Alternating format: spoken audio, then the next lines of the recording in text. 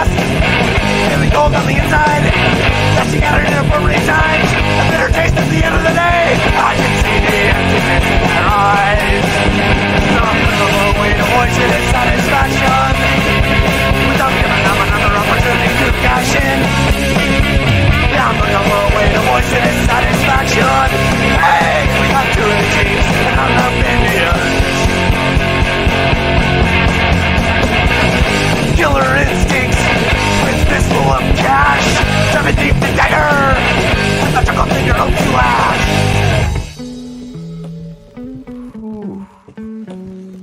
Ryan, we need pizza every gosh darn. Bring the energy! Welcome to the LeafCast, a first-time reader show based on the epic fantasy series Wheel of Time by Robert Jordan. My name is Ryan, and I am currently I'm not sitting in my room crying alone. It's hot in here. And I am Ryan's brother Dan.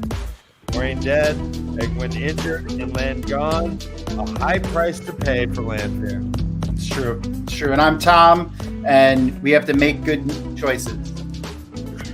Good choice. What are you doing here then? Chapter 52 is called Choices. Oh my gosh. And this is the LeafCast, and we are currently on episode 105. Tonight we'll be discussing chapters 51 and 53 of The Shadow Rising. I'm happy to see everyone here. Everyone's looking lovely. Right. Everyone, Dan, you look cleaner than usual. Yeah. Thanks. Thank you, buddy. All right. I haven't done this in a while, but let's we gotta think about the people who are not watching live. It could be a veritable tidal wave, a tsunami of people as this goes viral, so they all should know. Guys, gals, and in-betweeners, thank you all for coming live. But if you're not here live, you must know this is a first-time reader show, and we are doing this every Tuesday at 7:30 p.m. Pacific time. If you are new to the show, keep in mind this is a spoiler-free show, so if you've not read this books, please be warned. But as always, sit back and follow along as our first-time readers experience the Wheel of Time for the first time. Oh yeah. Yeah, please hit that like and subscribe. I'm doing like a sexy voice today. Yeah. Please hit that like and subscribe. Yeah. Get down here. All right, I'm trying to offset like the absence of K Sedai, so I got to bring it. You got to bring on the sex appeal. I'm lactating. Ooh. Pictures All right. are in heaven. All right, speaking of milk, and I don't mean milk toast, we have one of the greatest first-time readers in the history of first-time readers. I'm going to trump it up. It's timely. Let's bring him in.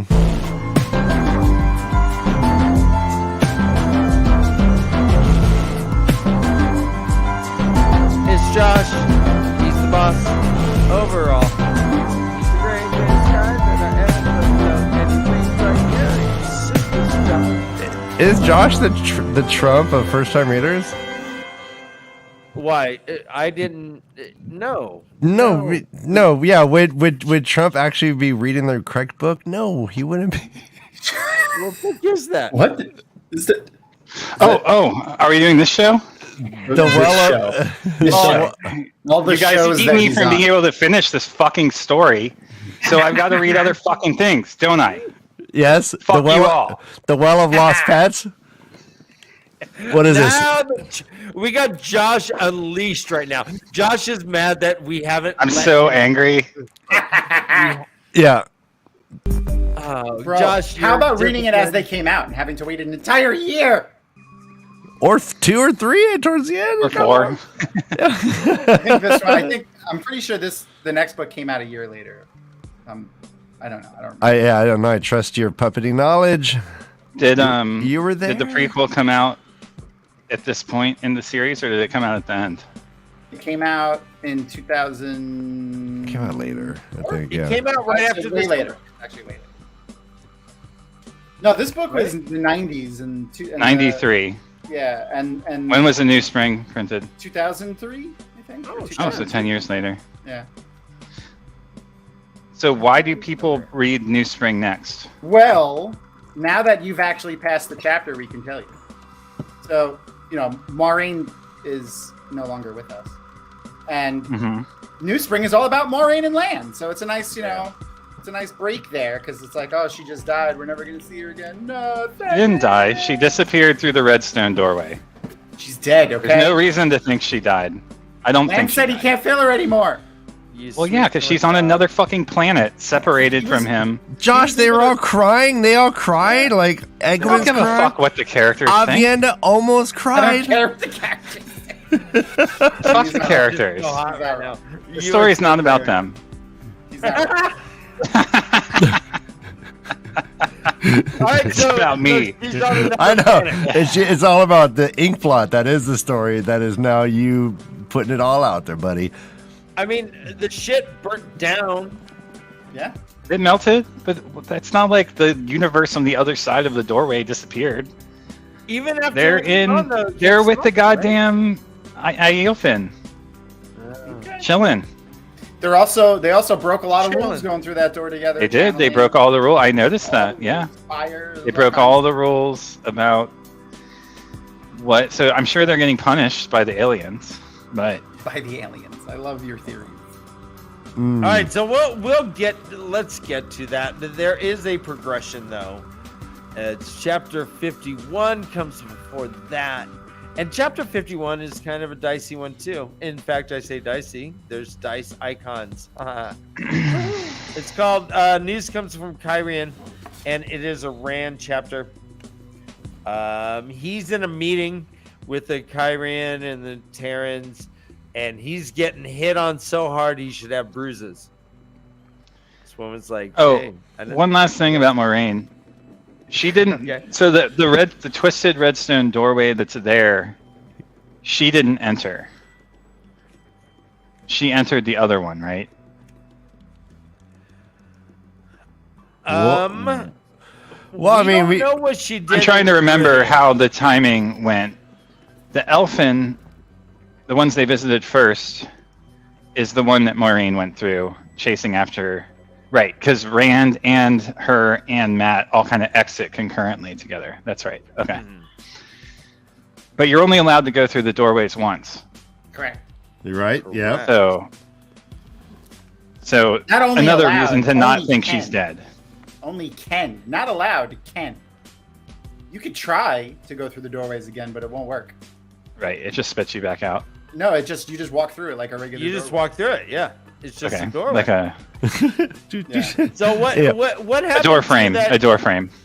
What happened to that one guy who went halfway in? Can he then, if he walks through it, does like, Only the his. bottom He has half to of enter his butt first, and then he Okay. can go through. Okay.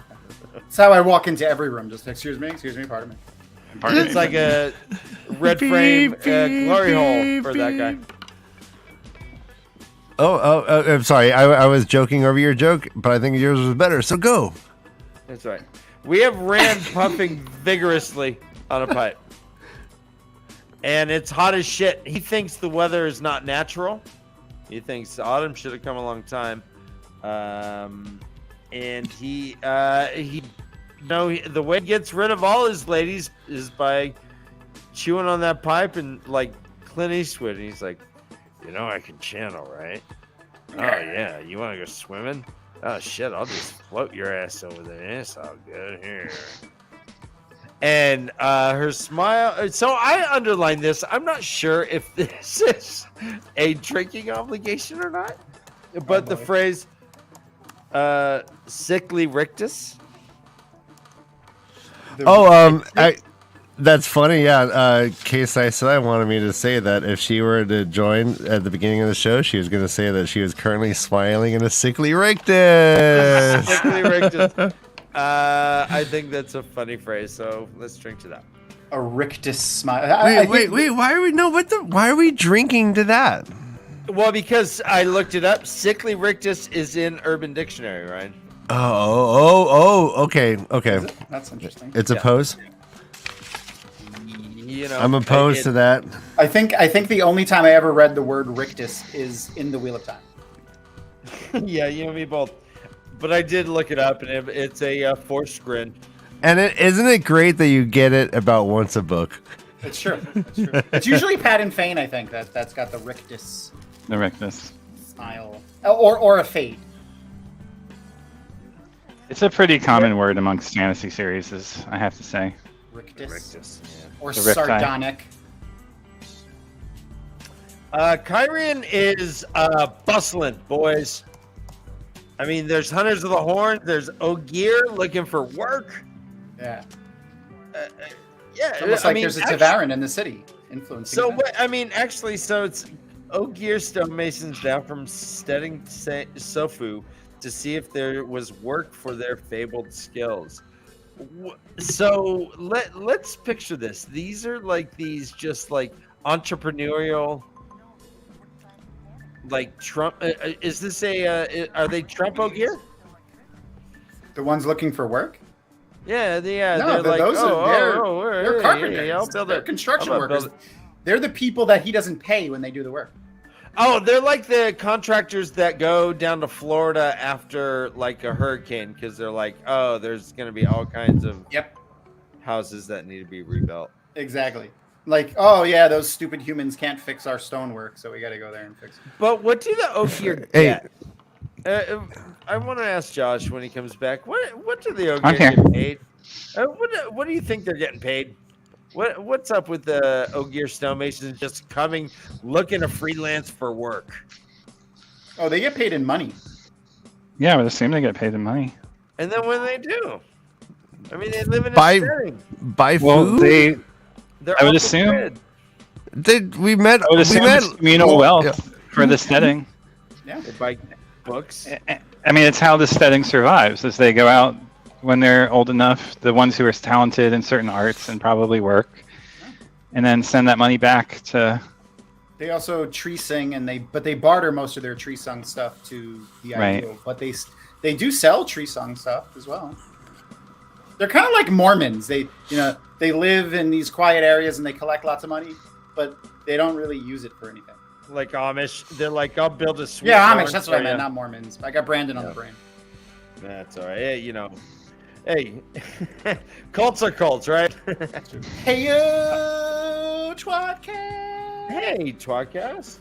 My favorite Hey, twat. great show today, guys. He had Taffy Bennington on and Maria Simons, and they were talking about the book that Maria helped write. All of them? And was it what letter TNS? TMS. Hey, Joe. No, next week is T. I'm gonna be on it. Well, Meaty Tom. Tom, he's over here. Hey Tom, hey Meaty Tom. He's sitting next to me. He's got his fist up my ass. Meaty Tom's gonna be on the show on Twatcast. I'm sorry. So speaking of origins, or not, you were talking about companion, but the origins, I'm like really close to Tree Sung Wood. I want to learn the origins of Tree Sung Wood. Oh my god, I loved that book so much. So much stuff. There, even just the first half about Robert Jordan. I thought I knew like Robert Jordan's, like the stuff about his life and stuff that has been public, but nope. There was so much stuff in there that I didn't know. I don't want to spoil it too. Yeah, no. But without spoiling anything, I will also say that I was surprised about all the things that I've heard other people reference as like jokes or offhand comments that are just people knowing the notes. Right? Like there's a lot of things that I already kind of knew just by kind of being around everybody here.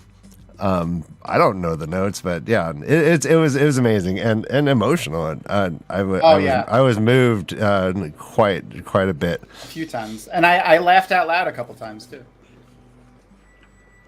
You lulled? I did. It was more like ha. But, yeah. Just the HA exclamation point. Yeah. Were you like ran to just chuckles to himself, and it turns into a wheeze? Yeah, another chuckle with a hint of a wheeze, and then he goes down as if to kiss this woman who was hitting on her, and she's like, nope. She backs out. He goes back to the meeting. The meeting is just he's just setting plans. He's like, all right, whatever.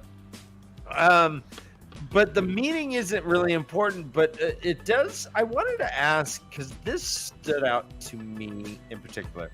Josh, Asmodean in the background seems to feature kind of prominently, right?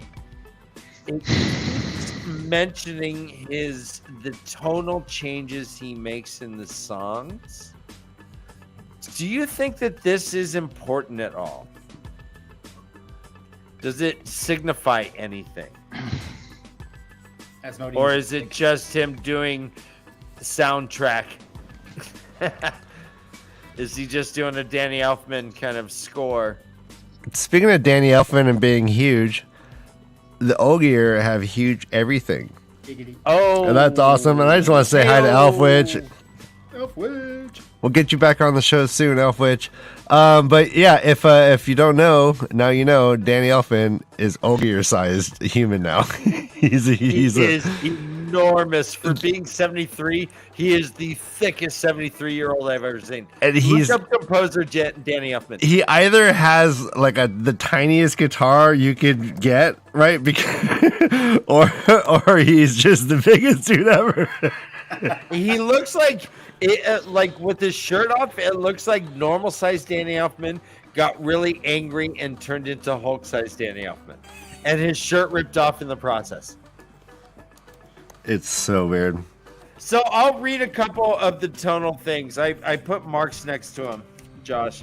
So here, Asmodean, when they're in the when they are talking in that meeting, he plucked a soothing melody from his harp, and then later it changed. It made a grand sound. Now triumphant march. When he like in regards to like that throne he got. Then later the music resumed again, like water babbling over stones, soothing. And he thinks, so he needed soothing, did he? So I guess that's kind of my question. Is Asmodean trying to is he trying to convey anything through his musical choices? Because they changed quite a bit. Yeah, he's trying to convey something. I mean, I read it more as Robert Jordan experimenting with... It's just like another dimension to the cinematic writing style. That's how I read it. I mean, I feel like it's less... It's sort of like a fourth wall thing, right? Like, it's not about... I mean, yes, it has a role in the story, but it's a little... Honestly, it's a little heavy-handed. The role in the story that it's playing is kind of heavy-handed, which makes me feel like it's an experiment, or like a... What's the word I'm looking for? Like him working on developing this technology of like, how do you use the soundtrack in a story to like set elements of pace, plot, and circumstance to like further the scene. Okay. I mean, music is magic. So, I mean, like we don't know whether Asmodean's musical abilities transcend a normal human's or not. Mm-hmm. Rand's ability to like notice it though and be like naive over it, essentially. Have like an internal voice that's like disparaging about it. Like, whose voice is that? Is that Rand's, or is that, you know, I don't know. Okay. You read way more into it than I that's a did. good I just read it as Asmodean's being a dick. Mm. At times, but like, you know, sometimes, you know, when Avienda's taking her clothes off, he's outside the door just playing and bound chicka wow. Well, he deals with Asmodean in a really weird manner in this chapter. Mm-hmm. Mm-hmm. I mean, they speak pretty openly about shit right in front of Avienda. Yeah. Avienda doesn't seem to grok like what's going on. And then we learned too that Moiraine does know about Asmodean, which I was happy to see. Mm-hmm. I mean, she doesn't spell it out quite so bluntly, but certainly leaves it implied that she knows who he is. Yeah. She's like, I don't. Which I've been suspecting for a while. I agree, but I understand. Yeah, exactly. Rand gets 2 letters. This is when Avienda, Moraine, and Egwin all pop in, right? Yeah. He sends everyone away, except for them. And then he's, but there is a drinking obligation because one of these letters, I'm gonna say it here, and if you know, then you know. A tower overlaid on what he recognized as the island of Tarvalon. You guys picturing it? Yeah. A tower overlaid the On island of Mind's Eye. Tarvalon. Right? As Josh, as you're talking about Asmodean playing, Elfwitch says Rafe should do this on the show, and I agree. He does do it. It's the whistling. Asmodean? No, not Asmodean. No, she's Oh saying no, yes, Rafe should do it in the actually, TV show. With Yeah. Asmodean. I got you. As the character. Got it. Okay. I thought Yeah, you you meant like, should- use music to do things, but he did it with the whistling. With pen and paper. That was very effective. So, read what were you talking about again, Dan? The tower superimposed over the island of Tarvalon? Yeah, that was one of he gets 2 letters from Tarvalon. One of them was a drinking obligation because the island of Tarvalon is the suggestive image in itself. The tower overlaid it is. Aren't these the letters from Moiraine, though? Correct. These are from Moraine, yes. Right. They're not from And one is- Tarvalon. Well, yes. One is from Elida and one is from Alviarin. Oh, hello. All right, Wait, so which Where does this happen? which Forsaken would this? I thought Moiraine gave him the letters that she wrote, not She letters gave- from other people. No, in this chapter. So In this here, chapter, yeah. Let me read it. So it says, "These came for you in the last hour," Moraine said, extending 2 folded letters. Her voice seemed to fit Asmodean's chime. Oh, right. There can be no denial that you're prophesied. Blah blah blah. Right. And so Elida says, "Yeah, hey, I'm sending an embassy." And this is why Moiraine mentions like be a suspect of Alviarin as you are of Elida, or more even. Be more suspect of the Brown Aja Varen and Baron, yeah. and Alviarin than you are of Elida, which is he wonders about, right? Right. Well, these 2 letters come. One is that, all right, the White Tower, hey, we recognize you are the badass. It says you've already taken 2 nations and those savages.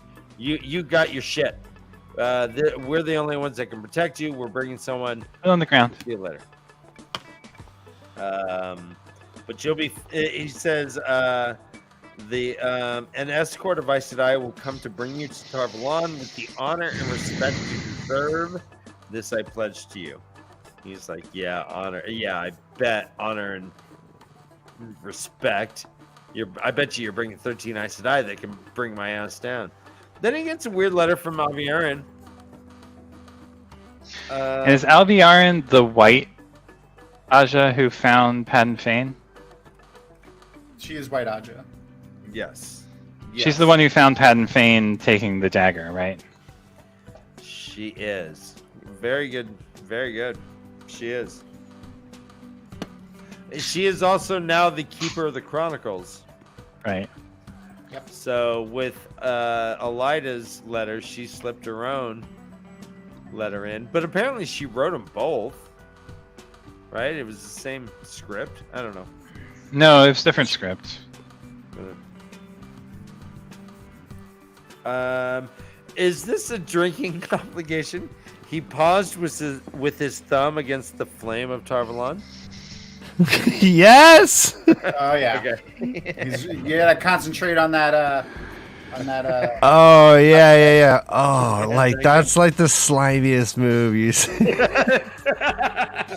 You just like. That's how it gets slimy. Oh yeah. Well, yes. That anatomically correct. Yes. We are so gross, guys.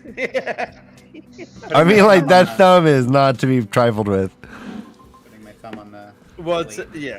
I have like the smallest thumb ever. Your thumb kind of looks like a chode. All right. My thumb looks like a clitoris.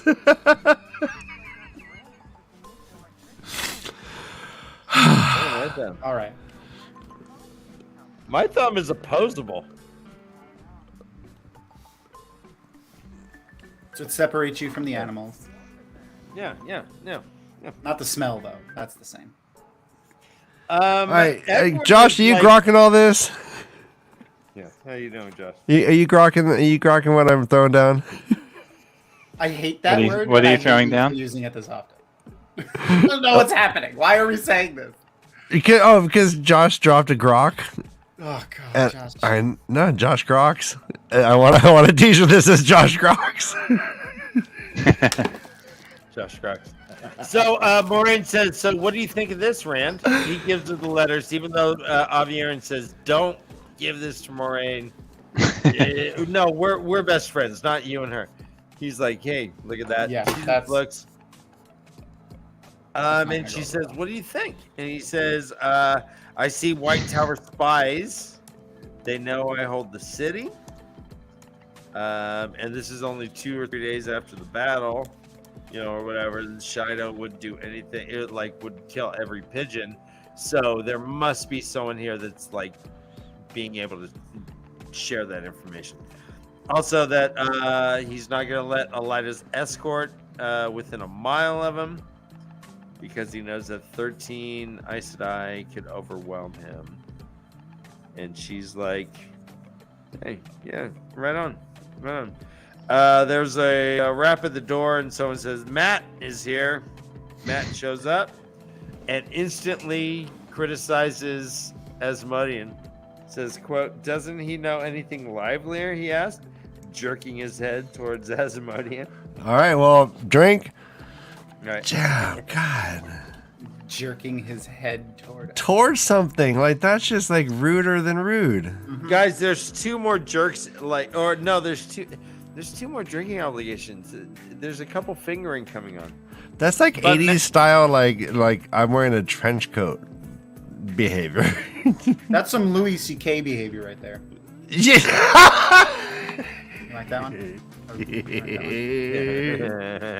Well, with the consent, I mean, I guess Sarah Silverman said, go. I don't care. Do what you want. We hear about history of the Band of the Red Hand. This is Matt's little, battalion? Army? What do you think it is, Josh? Secret society, Huh. public fraternity of brotherhood, like It the is, Masons.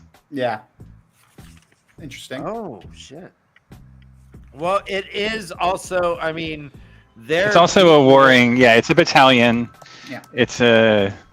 They probably all go tanning down in Tanchico. Go to the salons in Tanchico. Yeah. They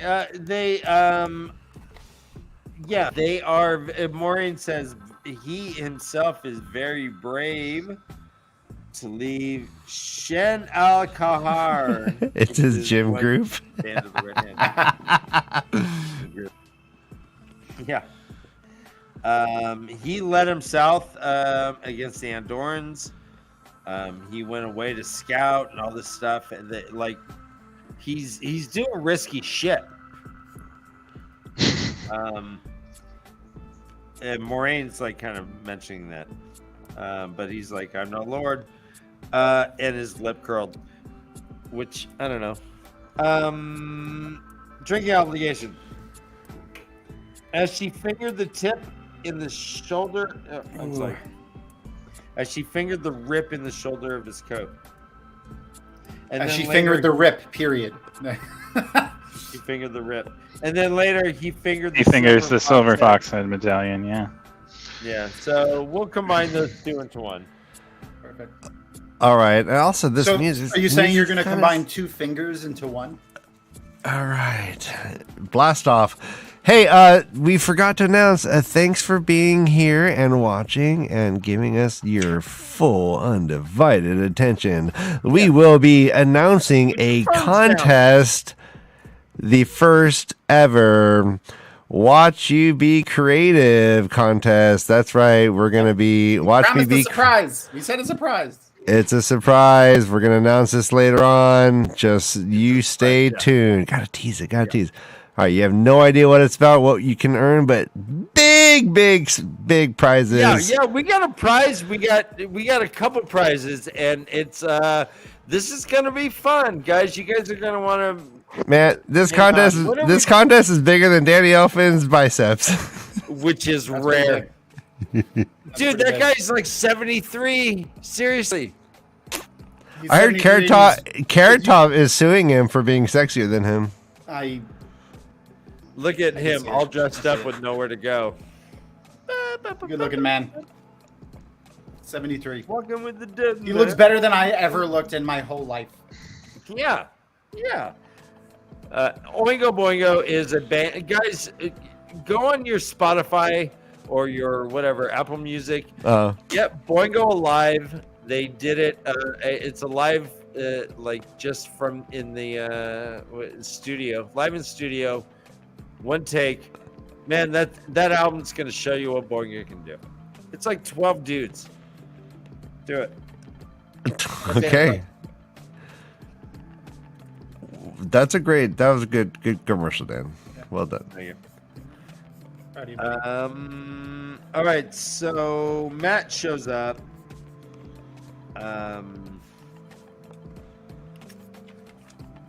Maureen's like, "Oh, cool. I'm glad you're here.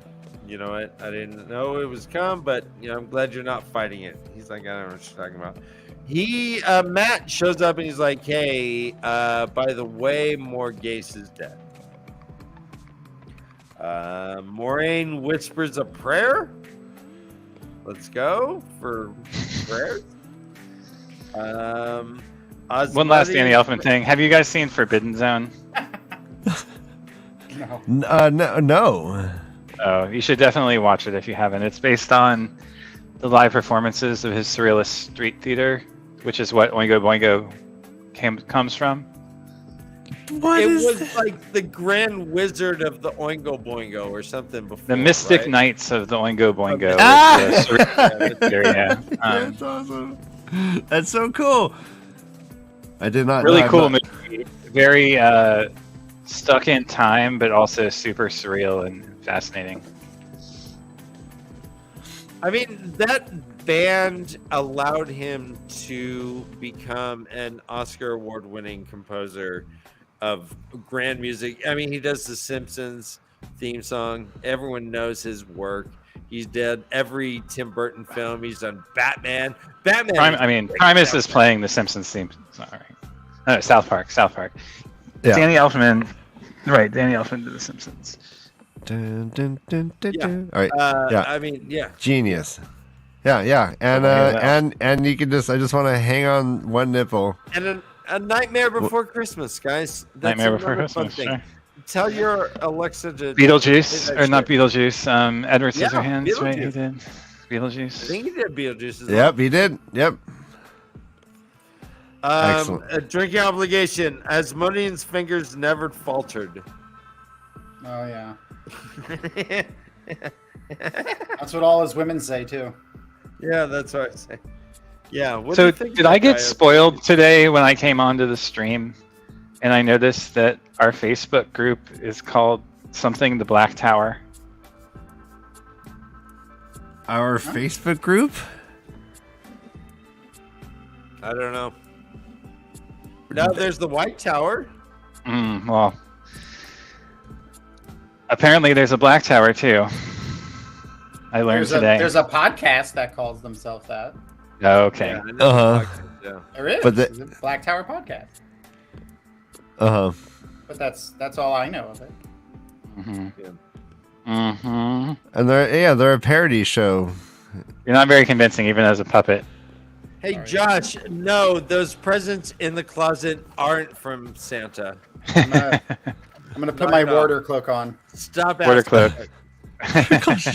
You became the Simpson meme when he goes into the tree. Stop asking. Yeah, just Go to bed, kid. Yeah. So they hear that Morgase is dead, and that Gabriel is the king of Andor, a place that has no kings. What do you know? Yet he's the king. Rand is feeling pretty bad about it because he's like, damn it. I could have addressed that, and I Not a hat did camera. not. And dang it, I'm gonna make. What's sure with the Elaine forgive me, Ilyena forgive me? I know their names are essentially the same. Yeah. Maybe the term "forgive me" is just like a Pavlov's bell for Luce Theron. It's like, forgive me, Elena, forgive me. Well, he feels responsible for Morghase's death, and Luce Theron killed Ilyena. So Luce Theron. I mean, their name is like it's a what do you call it when the Anagram? spelling is flipped to anagram of one another? Thank you. Yeah. Is it a 1-for-1, like just rearrange letters? No, I mean there's an I, Oh yeah, there's an I in Ilyena. but Silly. instead of an E or an E-L. It's close. Yeah, it's an I instead of an E at the end. Moraine, I'm sorry, Rand does not want really anyone to come with him. When he goes, he's like, all right, I'm going to go kill that motherfucker. And I don't want anyone to come with me except for you, maybe Moraine. You can come, but this is a little dangerous, right? But he's planning a raid. He's like, right, Matt. We're just gonna do it just in and out, boom, boom, boom. We're taking this out. Without really explaining that he has this personal vendetta because he feels responsible for not responding to the danger that Morghase was in. He's like, Avienda, Because he knew that what's his fuck was a Forsaken. He knew that Gabriel, is Robbie. Right. And he's like, fuck. I thought that would be cool, but apparently it wasn't. Morghase is dead. That's my girlfriend's mom. Fuck. Mm-hmm. And Samael is in Ilion? Is that right? That's what he thinks. Yes. He thinks? And that's what We have Matt no thinks as confirmation well. yet. Yeah. I mean, what did they were, he got attacked by people with the gold. Right, didn't he get attacked by him when he was visiting there? Yeah. Or like didn't he run into him like in a party or something? I don't know. They saw him in the Dark Hound. Right? The Dark Hound got sent after them, or the Dark Hound pack. No, While he was there? a couple of the There was like the Dark Hound that were yelling, "Hell!" Right. Golden bees. Real quickly, Mistress Dovie, you got to be careful. You might get that hot toddy infected. Hot toddy. We like to party. We don't cause trouble. We don't bother nobody. That sounds like a good time. An infected hot toddy. He's like, all right, Toddy. fine, everyone can come, that's fine, but I'm getting that ravine. We're doing that. Everyone get out. Not you, Matt. And Matt's like, I was the only one who left. It even says it right here, right? Ravine, Gabriel had Morghase prisoner. Okay, yeah. He talks to Moraine. Again, a drinking obligation is whenever Moraine responds to something with the wheel weaves as the wheel wills. We have to drink because she leans on that cliche. I mean, this is just what we read about. She may say, Land may be like, hey, I'm getting tired of your rice. You make this rice every night. And she's like, well, The wheel weaves is the wheel. Yeah, who knows how often she uses it, but we have to drink every time. Knowing what happens in a chapter or two, it's important to reread the way Moiraine makes these comments. Yes. Essentially, like pulling the last strings of the pattern to shape her destiny, the way that she envisioned it. Well, let's not only delaying him until tomorrow. Let's mention how Rand sees her. It says, quote, She stood in the doorway looking more ice-eyed than he ever remembered her, ageless, with dark eyes that seemed ready to swallow him, slight and slender, yet so regal, she could have commanded a room full of queens if she could not channel a spark. That blue stone on her forehead was catching the light again. You will do well, Rand. So And was that's she how- using compulsion on him at this point? Her blue stone. Doesn't the stone shine earlier, when too, she's yeah. using the power? It's a focus for her. But that's for listening to people, not compulsion. It is, but I mean, there's no reason to think that it wouldn't glow if she was doing other things. It only- Again, Ryan, if he's wrong, we just gotta let him be wrong. Yeah. Well, that's we know that already. Like that's Well, we know that that's one purpose of it. That is her focal point when she listens. That's true. Mm-hmm. But why not? Why wouldn't Moiraine stoop to compulsion?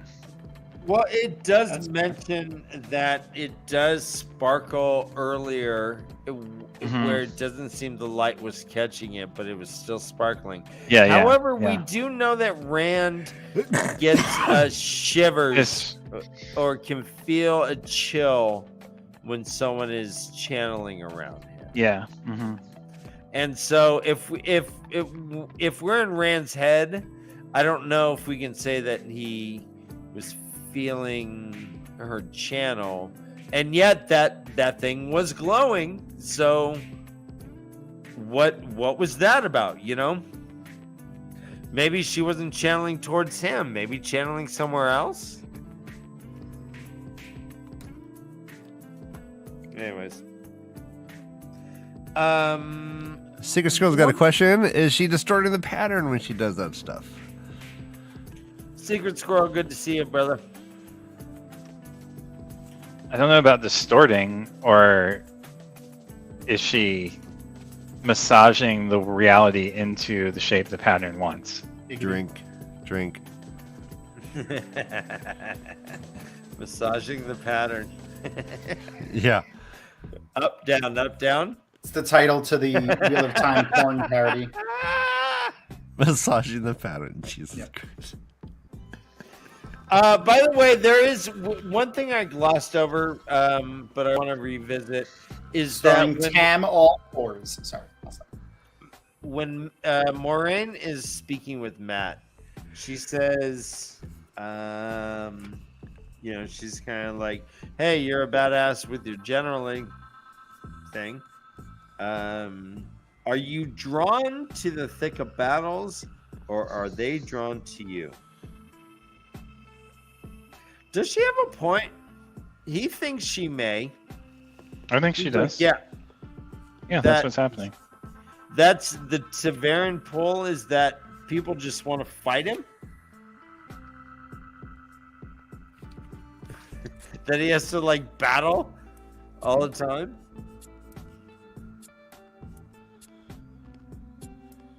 She further says for Sorry, is some that a there question for me? Or is that rhetorical? Yeah. I mean, yeah. No, I guess it's just. It was an asked and answered. As money, she kicks everyone out. Everyone by Moiraine. He's like, "Fuck! I want to go get him now. I want to go to Camelin. I can be in Camelin in an hour." Moraine's like, "Go tomorrow." She's like, "Yeah, you're right. Good point." Asmodean's music had changed again to a tune that street musicians in the city had played during the Civil War. It was a song called "The Fool Who Thought He Was King." He kicks Asmodean's ass out. Get out. He's like, "I'll see you tonight, or I'll see you dead." He's like, "Yeah, of course." And then he kicks everyone out except for Matt. He's like, "You gotta stop running." He's like, "Whatever the fuck is." He pokes at that Fox medallion. He's like, "Bro, I know you, bro. I was there. I cut you down from that tree. You know that scar around your neck that you keep hiding? I was there.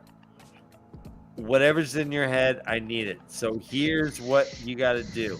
You and the band of the red handles. Whisper, whisper, whisper. Whisper, whisper, whisper. And then boom, POV change to Egwin. Maureen says, be careful tomorrow. And she's like, of course. What the fuck? Maureen's like, Maureen's going to need you to do that, to kind of, you know, in the days to come, he's going to need some guidance. She's like, well, that's what you do. She's like, yeah, I know, but you're going to need. You're going to need to be there doing it. Yeah.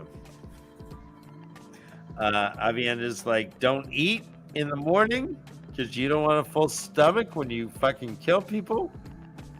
She's like, all right, thanks for the advice. It says, quote, it was frightening when she thought she saw another man looking through Rand's eyes, heard another man's words come out of his mouth. It should not be so. Everyone was reborn as the wheel turned, but everyone was not the dragon reborn. So it is known that rebirth happens. It's confirmed, at least through here. This is what happens. The wheel, every time the wheel turns, you're back, baby. I don't know. Just thought we were talking about, I don't know, what happens when you die here. And then she eats her food. It tastes like ashes. And then we get a Matt POV. Finally accepting. It looks like he might be finally accepting his destiny here a little bit.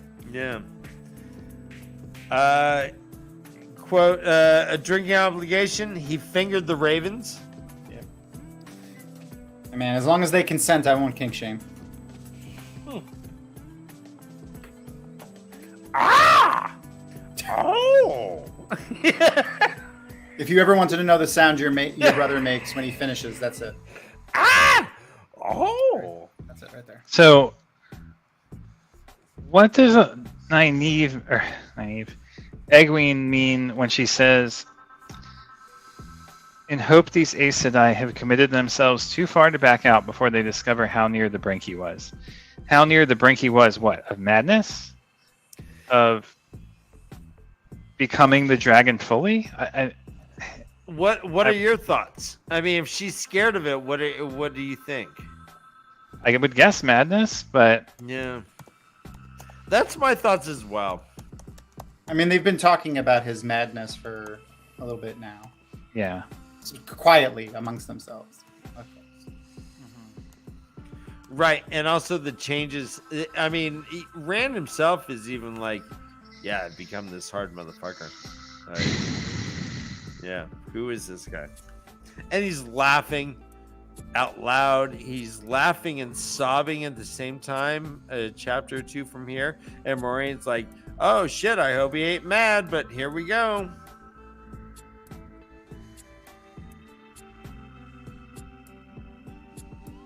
So, Matt, he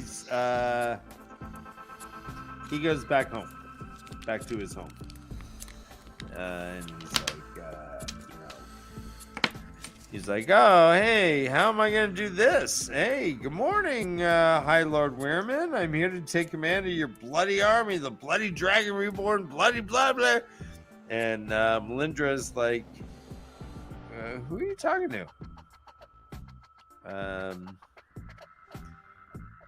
She's like, all right. I do love the symbolism of him throwing the spear at the wall hanging of a hunting scene. Yeah. Yeah. So he does throw it, and of course his spear is completely fine because it's that Aes Sedai made, never nick kind of stuff. And the hunters are neatly sliced in two. Hunters and neatly sliced it too. Melindra, it seems, likes to hang out at the river.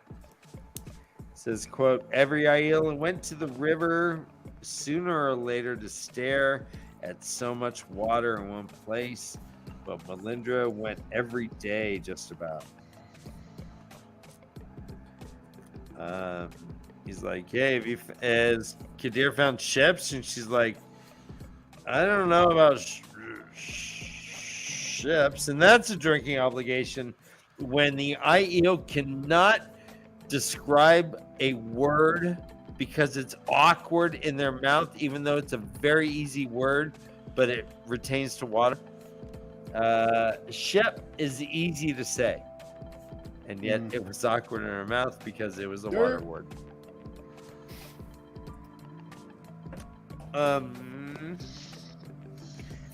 So yeah, Matt's like, yeah, I'm gonna go. I'm splitting. Step out the back, Jack. Make a new stance. He's like, hey, don't worry, I'll find plenty on her. And I'm out. I'm outie 5,000. And Melindra's like, nope. Pow! Pow! Pow! No headbutt. But spinning. Melindra fucks Matt up like 3 kicks to the face. Pump, pump, pump. Like Ferris Bueller's Day Off. Remember when the principal was in the house and the sister kicked him 3 times in the face? Ah! And he's like, what? What the fuck? And she veils her face and whips out a knife. And on instinct, he whips out a knife from his own sleeve and throws it at her. It says, groggily, he moved by instinct without thinking. The blade came out of his sleeve, left his hand as if floating through jelly. Only then did he realize what he had done and stretched out desperately, trying to catch it back. The hilt bloomed between her breasts. She sagged to her knees, fell back. He's like, what the fuck? She's like, I would like dry. She's like, I know, but what? And she's like, some oaths are stronger than others, and tries to stab him again. The knife bounces against his foxhead medallion and breaks. It says, the silver medallion should not have stopped the blade, but the angle was just that much wrong, and some hidden flaw in the steel snapped the blade off right at the hilt just as he caught her hand. She said, you have the Great One's own luck. He's like, why? Damn it, why'd you have to call him the Great One? And then he was like, oh, yeah, she did say Great One. We all say Dark One. She said, the Great Lord's own luck. She's like, Great Lord, what? Yeah, Josh is like, yeah, that's correct. We call him the Great Lord. Yeah, we do. What do you call him? Yeah, exactly. It was right. So I was, reading back again, like when she got triggered. It was basically when he lied to her about Camelin.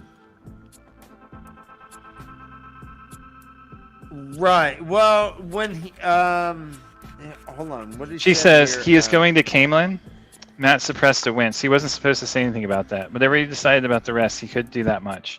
Just a name I pulled from my pocket. He fibbed. Because the Andorran's down south, I suppose.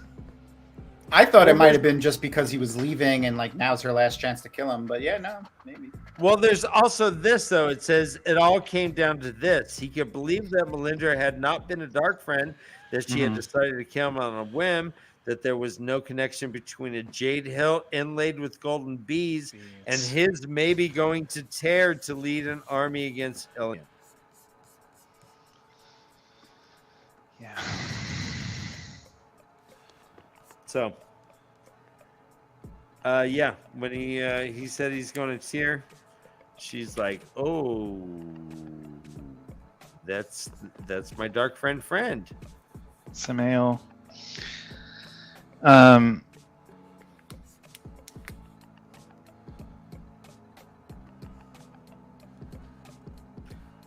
He has dice spinning in his head a couple times here.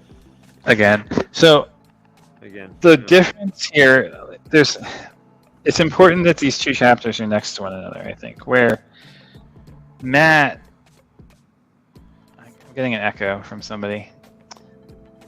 Might be Ryan. What did I do? I think you're just I'm your mic with your headphone. I'm just so enraptured with you right now, Josh. I'm hearing you twice. So Matt selfishly kills a woman in self-defense. Wait, selfishly killed. Well, Wait, okay. Wait, hold on. Wait. Selfishly, in this not in a negative sense, but in the sense of caring for him, out of care for his own life, he instinctively kills a woman who's attacking him. Yes. Rand can't bring himself to kill a woman who will destroy the entire Earth. Those two things being in contrast to one another, it's great. Yeah, seem important. Well, Matt does reflect on this. It says, quote, he had killed men and Trollocs, but never a woman. Never a woman until... But for him, it was instinctive to just protect himself. And he felt no qualm. I mean, he feels qualms, but he also knows deep down that it was the right thing to do. Yeah, and he would do so again. Like, he's not like, I'll never have heard it all. Like, whereas Rand can't do it, even though the woman will literally destroy the Earth and all of his friends, and then ends up killing two women, quote unquote, killing two women instead by accident because of his inability to act. I just think those are important things to note. So you know those guys. Everyone should know this about Josh. You know that those conundrums when they say, okay, you can. There's a train going down the track, and if you can pull the lever, it will only run over one really fat person, or it will veer right and run over 5 people. What do you do? I mean, like, before you even finish that, Josh is running over and killing the person himself. Yeah. I mean, what's wrong with that? Yeah. No. Could break the train. Josh will shoot the train driver right in his forehead. Josh may or may not have put some things out of their misery prematurely. That's just being nice, though, right? No, decisive. It's not nice if it's decisive. And those are different how?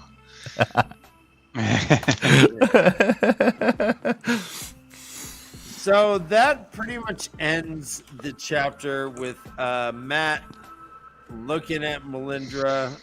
And guys, by the way, I really liked the Melindra Matt relationship. They went out, Matt killed a Fade or a couple Trollocs, and she's like, you killed good, let's go fuck. And he's like, I'm down. You know, I don't know. They were the Bonnie and Clyde of this whole thing, and I'm a little sad that Melindra died. Well, Bonnie and Clyde died too. I mean, sorry, no spoilers, but well, they died next to each other. Told 1,000 times. Okay, right, well, is there anything we wanted to talk about in this chapter that I missed before we take a break? I think the other chapters are smaller, so we'll get through them faster. Hey. Just kidding. Anything, Josh? I don't think so. No. Oh, yeah, this chapter is pretty straightforward. Yeah.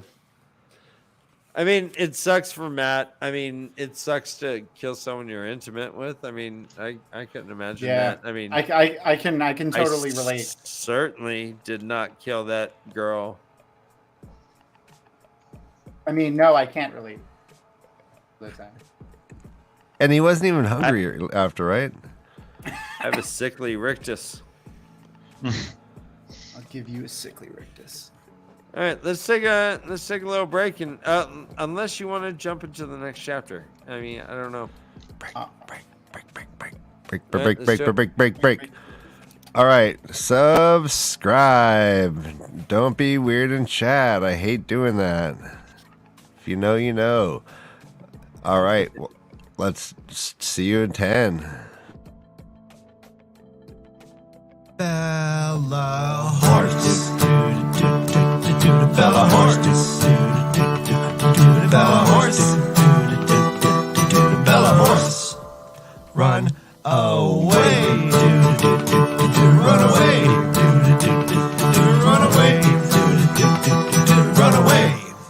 Save Edwin! Save Edwin! Save Edwin! Save Edwin! Save the world! Save the world! Gotta save the world! Save the world! Bella!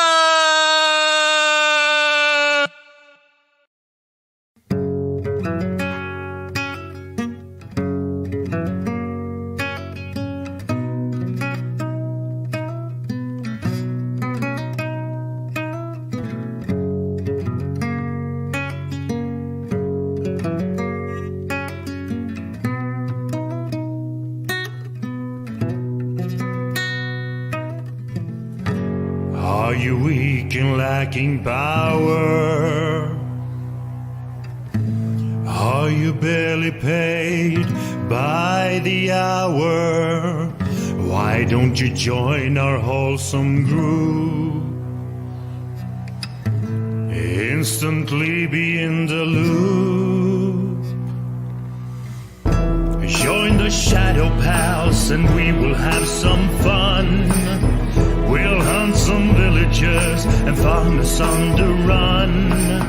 Come join the Shadow Pals, I bet you'll rise in rank. Would not be imprisoned, some were cold and dank. Join the Shadow Pals. Join the Shadow Pals. Join the Shadow Pals.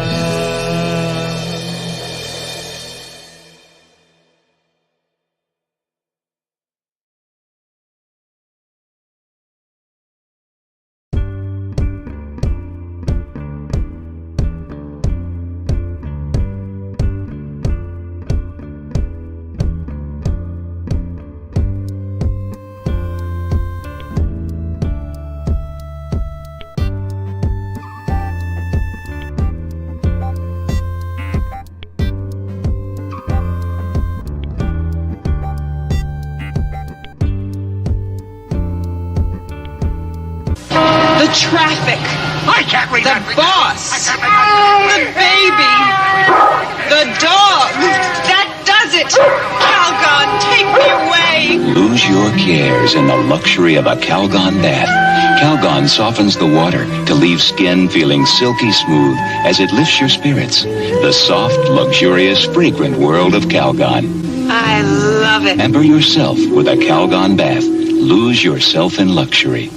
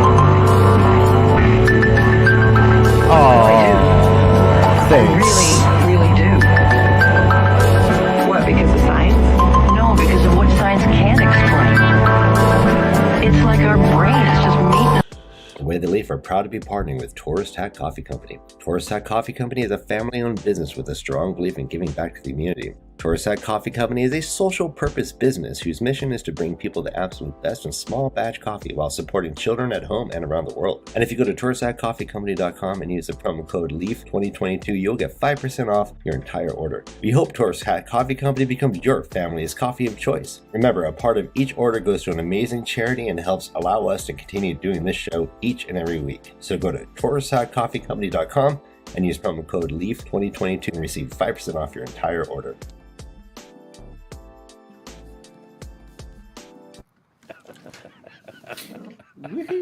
I love that, right? I love that Kay's wearing like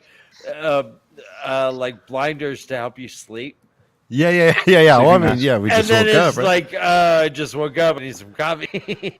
Let's before we move on, let me address this question. Josh, was Melindra always a dark pal, shadow pal, or did she get recruited on the journey? What do you think? I've been under the impression that she was always a dark friend. But Okay. yeah, I don't know. How many dark friends do you think there are per Not capita? something I had considered that it happened like by Hanan Kader or by Lanfear herself potentially. But Well, it if seems you like remember, it was more, it could have been more Hanan Kader Samael, was though, right? Hadnan Kadir was so surprised to see the Aiel note. hand. Yeah, the Aiel, Right. the note. So Couldn't have been him. I guess it could have been Natal also. Did Melinda write that note to Hadnan? I think so. Someone in chat reminded us that there was an Aiel person at During the Dark Friend social. Yeah, We talked so- about that a couple episodes ago. So Yeah. That No, was so I mean, Melinda, you think? are we assuming that might? What do you think right now, Melindra? Yes or no? Was she there? I think she was. My impression is she was at the Dark Friend social. Yes. Ooh, hot take. That's hot why take. I think that she already was one. But Boom. How Hot do you take. split for 3 weeks when you're an IEL? Where do you go on holiday? I mean, you're like, hey, I'll be back. You know, I'm just puddle? gonna go. you just go to a puddle. I'm just gonna go to that other desert spot over there. That other hot sandy spot. Oh no, brother Dan, you go where the rocks turn orange, You go with her. Okay. and then 100 miles north they turn yellowish orange. Oh, the yellowish orange one. Yeah, very nice. All right, Tom, go ahead. Chapter 52. Chapter 52. Yeah, I hear the tumbleweeds are different sizes too. Oh, different size. It's always They could be interesting. as big as buffalo, Ryan. Tumbleweeds? That's Yeah. good. I'll I'll give you That's good. something as big as buffalo. They call them That's good to know. Hey Tom, do we want to do the announcement right now? Well, I think it would be apt at the end of this chapter. Let's do it at the end of the chapter. Yeah. No, you I'm- know what? We got. Hold on. We got. All right. I'm all for apt. No. Hey, if whenever I say to my 21 lady, people on "Hey, right you now, want I to get say down?" we- She says, I'm apt to do it later." I said, "Well, I'm done. If you're apt, I'm apt." Really? No. Is that what you get? We're looking for consensual aptness. Yes. Full consent, enthusiastic. apt. Enthusiastic aptness. Yes. Yeah. Okay. That's what I'm looking for. Yeah. Exactly. I got you, buddy. Thank you. I'm here for you. I got you. Enthusiastness. possible that Melindra was Samael colluded with her or brought her on during the Aiel War. She's not old enough. She wasn't in the group that went to the. That was She's 20 She's years only ago. like. Yeah, she's only like 5 years older than Matt, I think, or so. She would have been a child at the. She would have been a child then. Yeah. No, I mean, you know. I hey, mean, man, women mature faster. Semiraj- Didn't was it Semiraj? I always mix them up. I think Semiraj was the 5-year-olds? teacher, right? Yeah, she had roving bands of kids killing people. She was a teacher. Maybe, yeah, I think it was Samurai. Like in Brazil, like in the Sao Paulo, Brazil. Could it be that the favelas? One thing I did want to mention about the knife handle was, is it possible that the bees on the knife handle or like dark are Forsaken doing Forsaken things, like deflecting blame from one to the other? Like, it certainly can. couldn't she be under Ravin's control or whatever? And he uses the Samael knife in order to create like a false semblance of blame. A false? Oh, you're saying false flag? Operation. Like, oh look, Samo, someone paid an assassin to kill. Yeah, I saw Loose Change documentary also. Hey, didn't I see that assassin in Parkland? Yeah, I know about false flags. I watch Alex Jones daily. Wasn't that Parkland in Newton? Yeah. I work out with Alex Jones every morning. He live streams on Instagram and. Just kidding. Right. Does he grunt every lift? Does he grunt? Oh, he's the biggest grunter. Oh, definitely. Okay. Yeah, and his weight, and he has a specially designed floor so that the weights bounce. Extra I'm high. getting the limbs. Limbs. Like that. Yeah, I'm broken now. Jesus Christ! I'm sorry. Two words.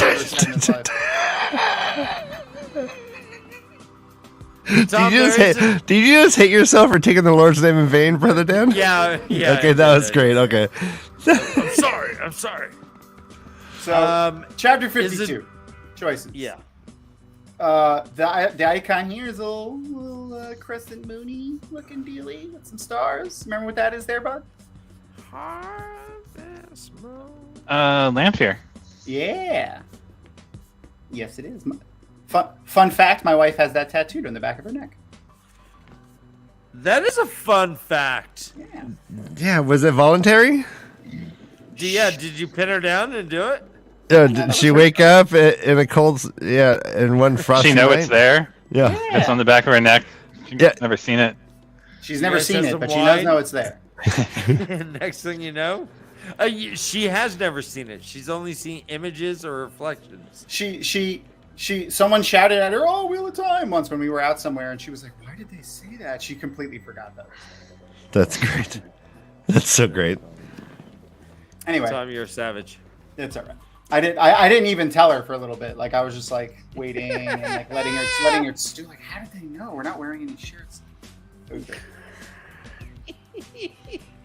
And I'm like, "Hey, stupid!" And I took a picture. Hey. I showed it to her. Hey, Come here. Hey, dummy. Come here. Duh. It was like a half an hour tattoo that you sat through. Anyway, so there's a book that we're reading right now. Romantic. Hey, asshole, come here. We're from New York. This is how we talk. No! God, please, no! No! It's not the way of the leaf. She's like, "Oh well, the wheel weaves as the wheel," and you're like, "Don't say that." I'll wheel your weave. I don't know. She doesn't wear a weave, actually. And I just thought of that. That word has two meanings. I'll wheel your weave. I'll wheel your weave. Sorry. All right, I'm going to stop now. So, we start off with the Rand POV, right? Yeah, Rand POV. We actually travel a bit in this chapter. We go through like four POVs. Well, 3, but 4 changes. So what does it mean to lay down your razor? What does it mean to you? Is that like laying down your sword? I thought it was about manscaping. I was about to do the Manscaped ad read. I thought you were just taking over for me. I would be hesitant to use a razor. You got to use, I'd be a little scared. Barbers back in the 1800s, barbers did everything. They did some surgery. They would shave beards. That's really funny. Clip your hair. And they would shave your taint. It's funny because it's true.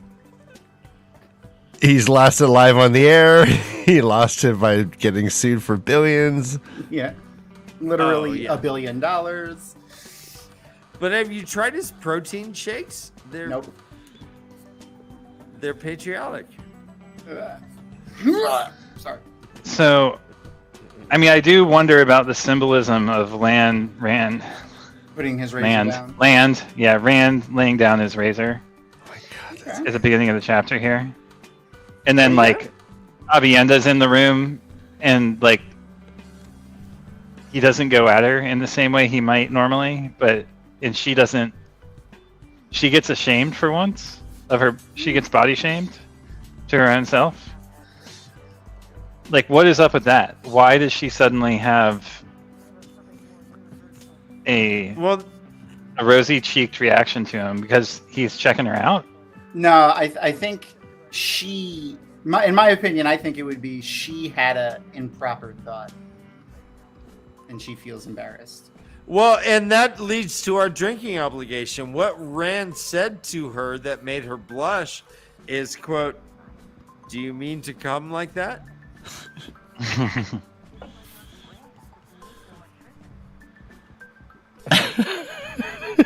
Come on, guys. Am I the only one? No, they're called obligations. You Brother Dan, no, brother. I mean, okay, right here. For the reals, let's be real. For the reals, like, hey, when we have 12 of them a night, it's like how the enthusiasm is just it waxes and wanes. Brother Dan, it's got to be a really great one for me to even like go yay. He said yay. All right. Well, there. I'm just nodding. I go, yep, I'm Sling Blade over here. On the next page, it says a woman came last night. I mean, I don't know what to do, Ryan. I mean, is that one or no? That is one. No, I'm nodding. On the next page, do you want to come with me? Rand said softly. You want to be on my back when I face Ravine? Come on. Okay, that's great. No, see, that's a good one. Guys, this is a tough game. This isn't a game. Serious business. These sexual innuendos. We need to catch him out on every single. Rand said softly, "You want to be at my back when I face Ravine." He wants to. All right, come on his back. So, well, I was thinking it was like the old wobbly sawhorse, the crooked H, the do-si-do, the. You all right? I'm all right. That sort of thing. Eiffel Tower? Oh my God! We literally got to get through 2 more chapters, and it's been 2 hours straight. Let's go. So, they chat a little bit, not too much there. She gets a little, embarrassed about having impure thoughts about him. That's what I thought it was. Sulin comes in, or she tells him that she did not tell Sulin or the other maidens to watch him because he thinks that she did. They're just doing that on their own. She presses him about his plan a little bit, but he promises her that he has everything well thought out. He knows what he's doing. He's smart. He meets with Ruark and the other clan chiefs to outline the plan. And then that's when he is approached. This is kind of like a big moment, right? What do you think about this? When all of the wise ones come and kind of remind him that he's got obligations. What do you think about that, Josh? Sorry, say that one more time. I was reading. I'm sorry. No, you're good. So it was like 50 something wise ones, all led by Amis, by Bear, Melaine, Cirilla. They all come and they kind of set him straight about his obligations with the Aiel. Mm-hmm. What do you think about that scene? Do you think he was the maybe one like at the very end?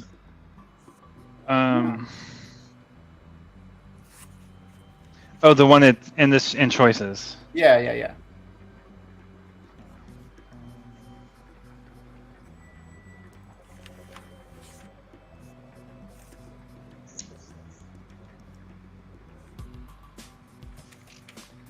I don't Where does it happen? We don't see it happen. No.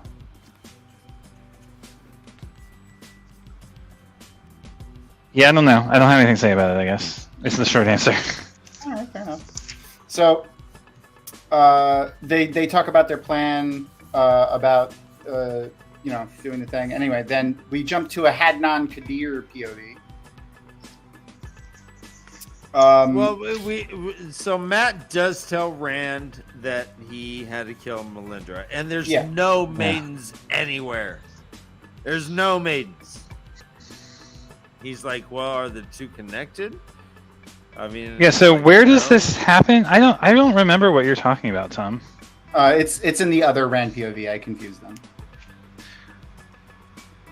Later. Yeah. Yeah, okay. Yes, thank you. That's why I was like, didn't that happen later?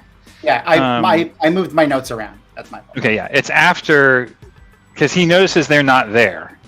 And then they come and talk shit to him. Well, tell him how it is later. Okay. Yeah. Yes. Okay. I do have stuff to say about that when we get there. Okay. But I think that's important. The order it happens. That's why I got confused. I was Yeah, like, I don't fine. know what to say. Okay. I typed my notes out of sync apparently. No worries. It's all good. So Ryan, is a drinking obligation the phrase quote Matt shoved a hand into his pocket fingering something? Yes, of course. Yes. No. You don't need permission to do it. I'm just wondering. I'm a bad Was it his cam cheerleader. wallet? He's going crazy on the fingering here. Was that his prison pocket that he shoved his hand in? Yeah. You're welcome, buddy. It's just for you. Thank you. You're welcome.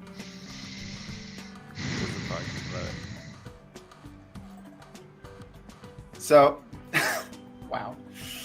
Oh, wow. Now I have visions of Matt. Never mind. So Maureen's like, all right, hey, that's cool. Let's all go to the dock. Yeah. And he's like, the dock? We're gonna go Why kill. are we going to the dock? Kill I have to go kill Samuel Ravine. now. Ravine now. He's like, no, there's something you got to see. No, seriously, come on. No, seriously, come on. Yep. Come on. And he said, okay, 1 hour. Yeah, Matt's like, I guess it won't hurt. What could be more important at the docks than Ravine? Yeah. So then we jump to the Kadir POV. Awesome. And oh, wow, sorry. My cat just jumped on my desk. Sorry about that. On your D, what? On your My D? deck. Oh, Yeah, deck. On my desk. Oh, jeez. All right. No, don't step on the cord. I was really worried for you. No, that's all right. But though he does Cats not are care when chaos he's on my creatures. lap, he just punches me right in the balls all the time. They're chaos creatures. The pugilist. He's reminiscing a little bit here. About the things he has to do and trusting his fellow dark friends. The last of his drivers who swore the oaths vanished. He's a little worried. He's a little worried about his position. This is when Rand and everyone kind of shows up. All glory to the dragon reborn! Hail the dragon! Glory to the dragon! Red hand. It seems like every dark friend he knows has split. Yeah, he's getting a little worried. He's like, I'm the only one, man. And then boom, here comes Kadiri or whatever. And he's thinking about this. Well, and he sees Kiel. Kiel reappears to him, right? Yes. And then turns into Lanfear in his trailer. Yep. In a couple of seconds. He's also thinking about how he can get close to Natal, but then that's when he notices there's no maidens. Where are the maidens? Where's all the maidens? There's always a group of those spear-wielding women around him, and none of them are here. Oh, he's like the most gangster posse you could ever have in the history of posses. 100 of these badass women just running around waiting to kill you. Yep. And then that's when... What does this sentence from Matt mean? I just want to sneak up on one of them for a change. I just hope to get the bloody pat on the head instead of the bloody flower. The fucking pat on the head instead of the fucking flower? Yeah. What is the flower? Is that a euphemism for a vagina? And did you say, oh, bloody, God damn it. Yeah. A bloody vagina? I don't think that's what, hey, damn. No, that, oh. I'm sorry, I connected dots.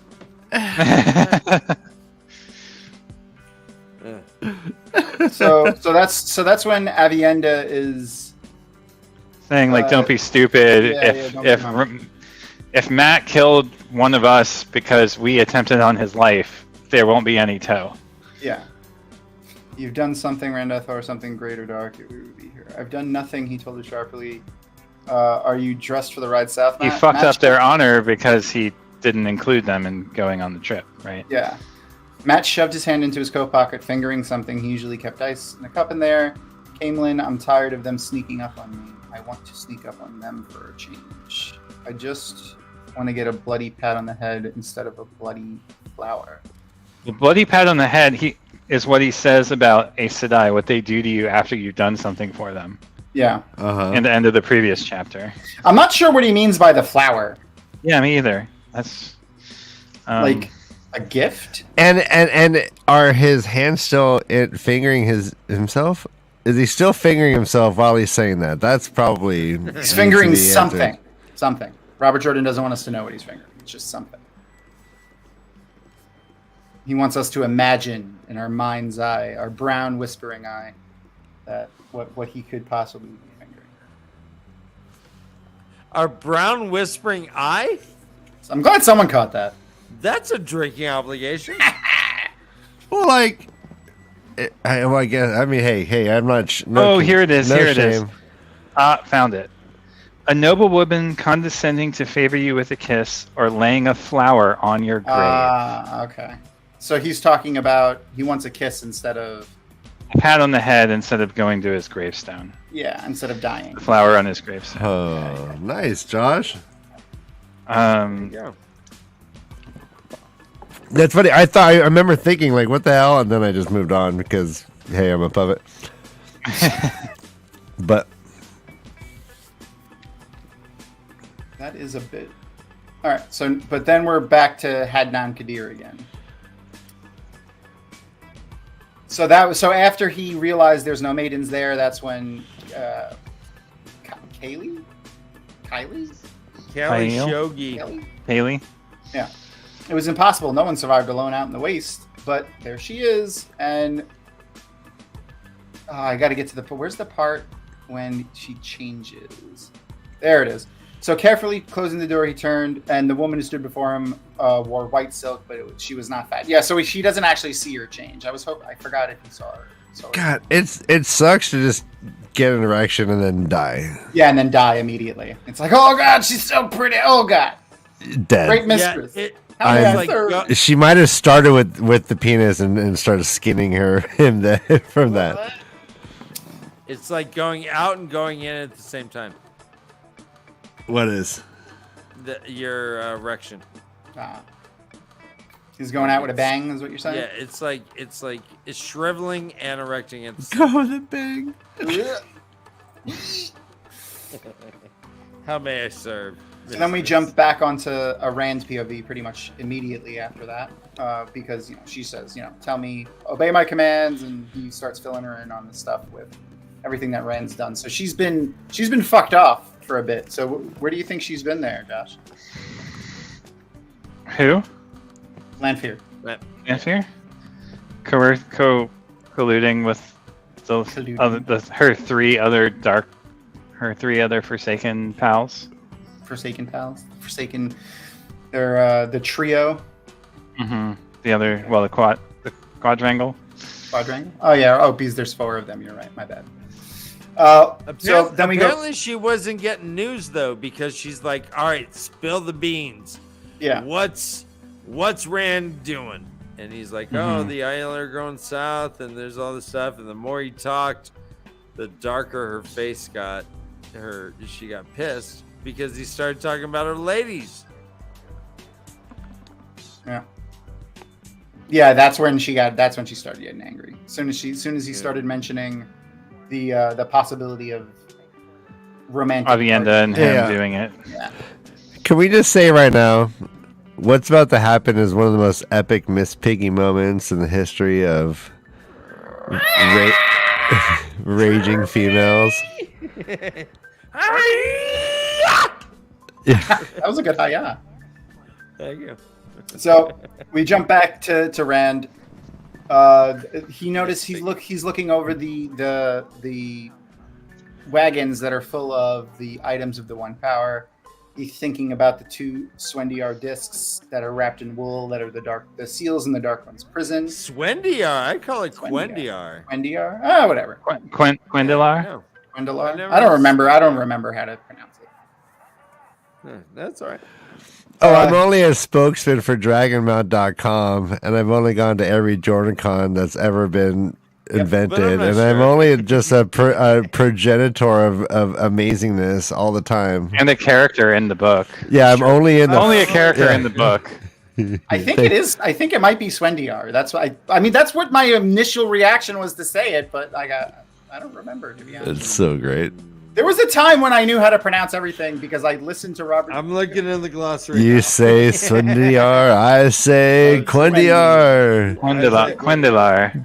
Josh has a Quendilar. Robert Jordan used to, before his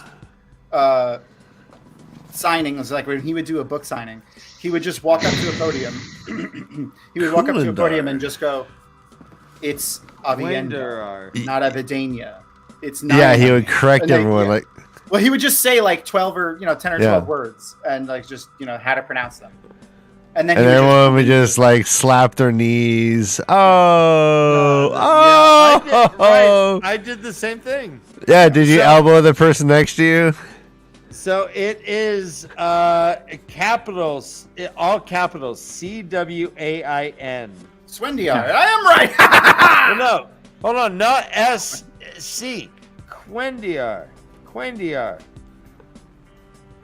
It says Couladin. It says COO. Is that? Oh, okay. Yeah. No, you're right. Oh, you gotta think it's a hard C.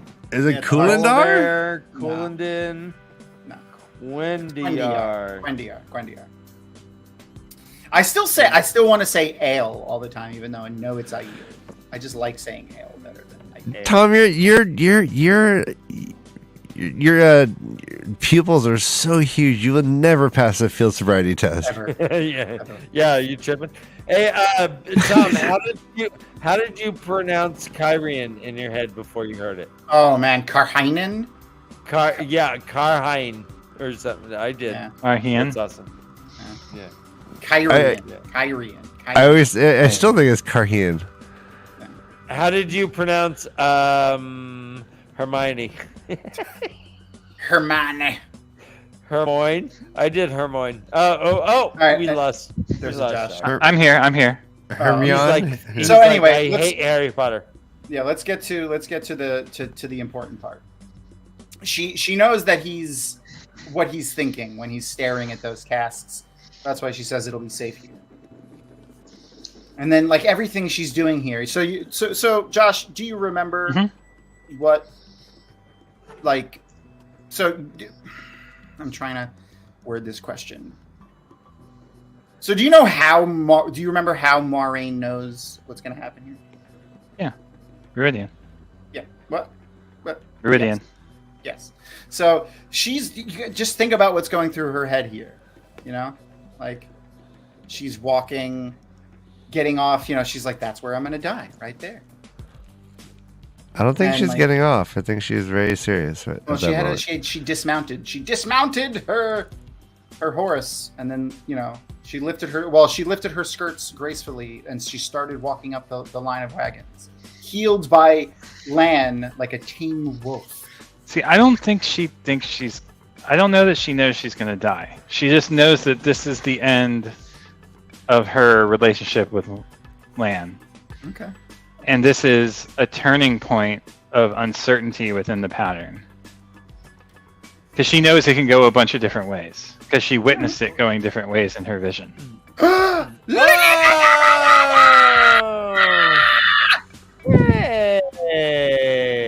Oh man! We have ears. Can you hear me? Yeah. Yes. Beautiful. Love her like no other. Yeah. There's ears I'm so happy and you there's can hear it. There's we ears. have and the whole. And then this is Moraine to Moraine. Yes. Yes. R.I.P. Right? You know, my girl. Rest in power, Queen. Josh thinks it's rest in Portal Stone Land. Rest Whatever. in planet.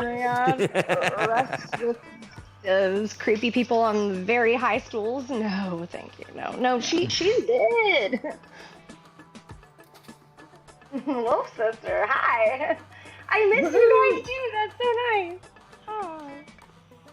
All right, Everyone's so so yes, Kay, I'm so glad you're here.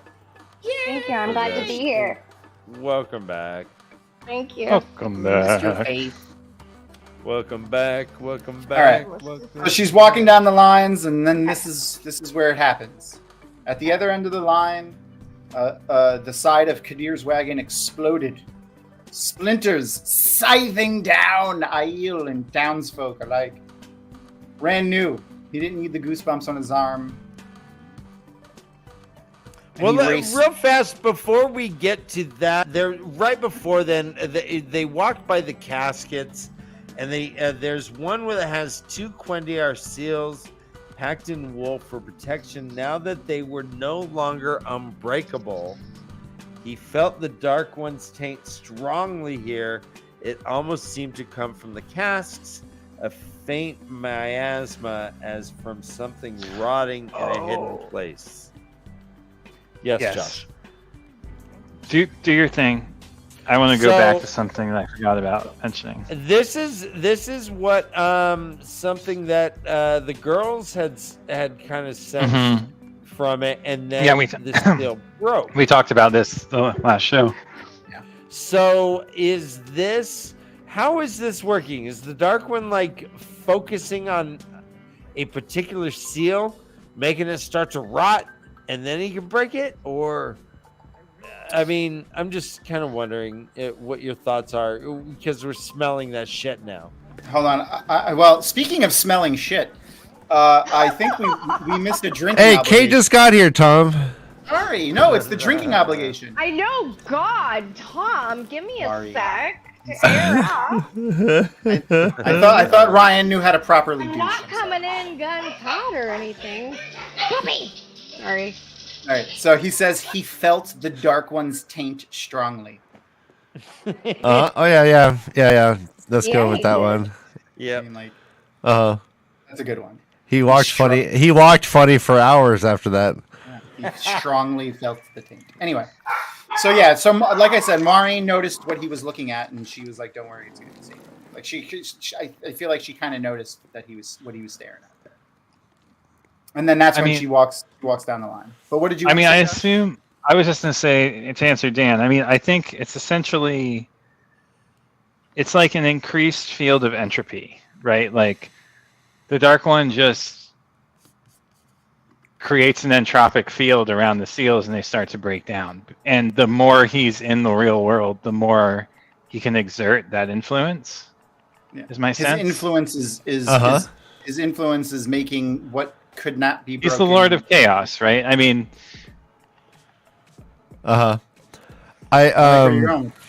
That's funny. Funny you mentioned that. I've been ordering some entropics from Joe Rogan the last 6 months or so. Yeah, those entropics. Bulletproof. They're not entropics, buddy. No. There are a lot of mushrooms in there. They're entropics. Yeah. No, nootropic.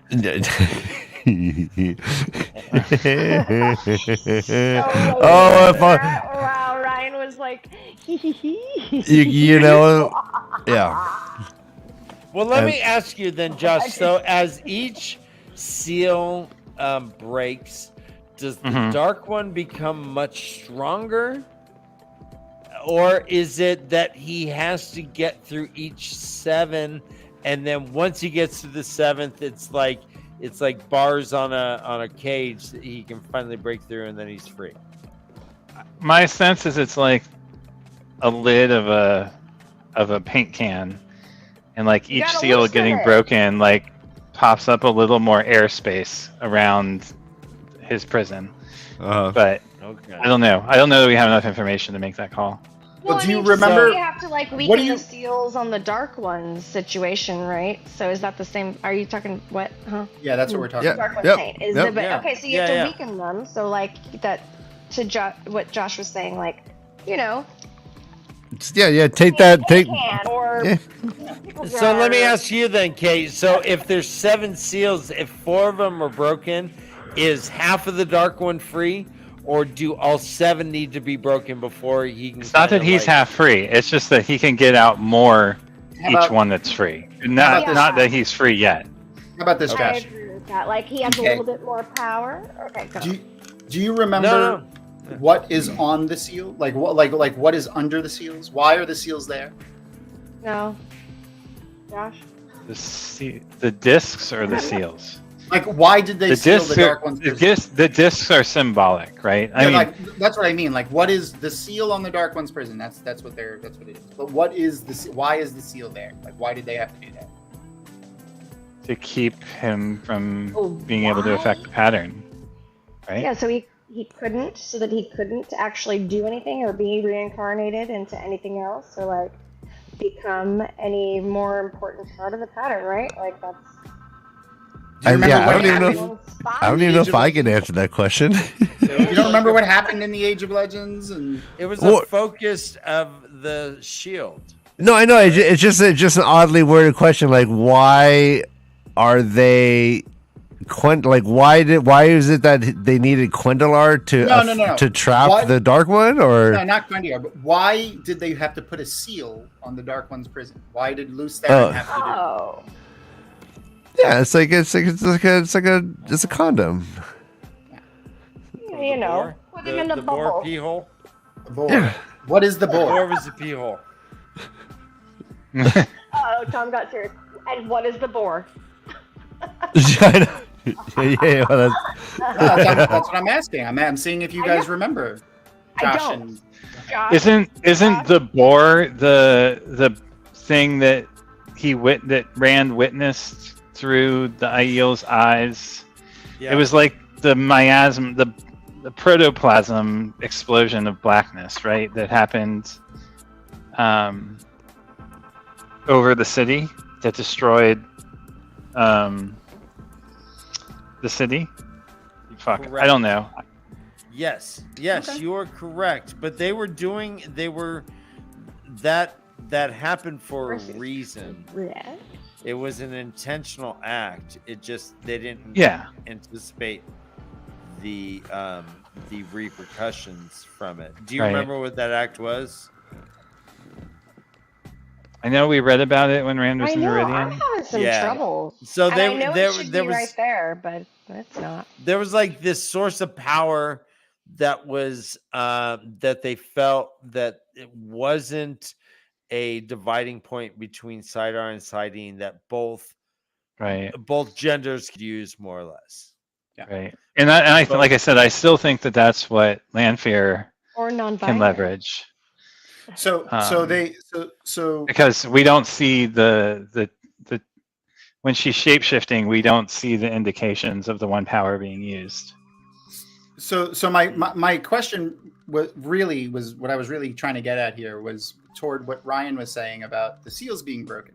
So the boar in the Dark One. So the Dark One's prison existed with no seal on it because it was whole, and then they drilled a hole in it, and then that hole was open for like 100 years. Was the War of Shadow when The Dark One's hole was gaping open. Oh, for gaping! It was years? wide open. Right. Wide open. Yeah. So, so essentially, if they were to, remove the seal that's there now, it would just go back to how it was then. So, do you Almighty think the Fire. Dark One was completely free during the Age of Legends, or before Luce Theron and the 100 Companions sealed the board? I always feel like I have an answer to this kind of thing, and then I don't. But I don't even have an answer for it. I don't know. I'm just like thinking. Okay, I don't know. Well, Josh is gonna gather all the data. Did the music get louder just now, or is that just me? No, it was off and then it turned on. Okay, I've got everything going through my ear holes. I was just interested in because Josh was, you guys were talking about, or mainly Josh was talking about how like the Dark One's influence is getting greater and greater. And then if all the seals are broken, but the seals didn't exist for a long time, and the boar was there. So I was just wondering what you thought about that. I always kind of thought, I don't know what I think about the boar necessarily, but I always kind of thought that the Dark One was imprisoned, but he was always like kind of sort of equal-ish, but not, well, no, wait, wasn't he completely and totally away, and then he got released during the Age of Legends? Wait, was that afterwards? I don't know the timeline exactly. That's what you're onto something. Ryan, that's what Ryan mentioned before. They found or Dan mentioned they discovered a power that both men and women were able to sense equally. And when they tried, but it was behind a shield, and when they drilled through that shield metaphysically, it was the Dark One's prison. It was like, surprise! Surprise! Yeah. So that's what like released that and tainted the power, the one power, right? To where the male half. Well, no, that happened much later. Oh, that happened much later? Yeah, okay. that happened when they see. I mean, I assume. Where I'm just. I assume that the Dark One was still imprisoned from the prior age, or from the prior turning of the wheel. Okay. And then part of the cosmological timeline is that the boar gets broken open.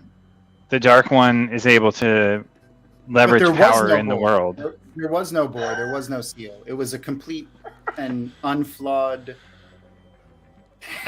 No. The boar happens when they drill into it, right?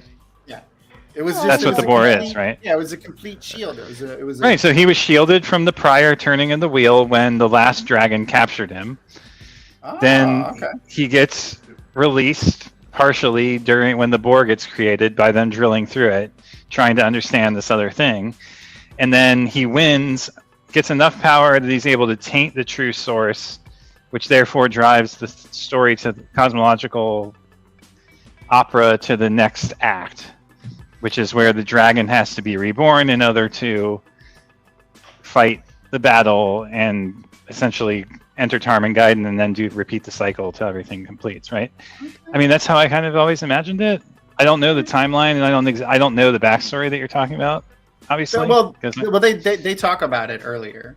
No, yeah, I mean, what? Like a few paragraphs out of 5. I remember too. I'm just saying, what? It's like 5 paragraphs out of 200,000 words that we've read.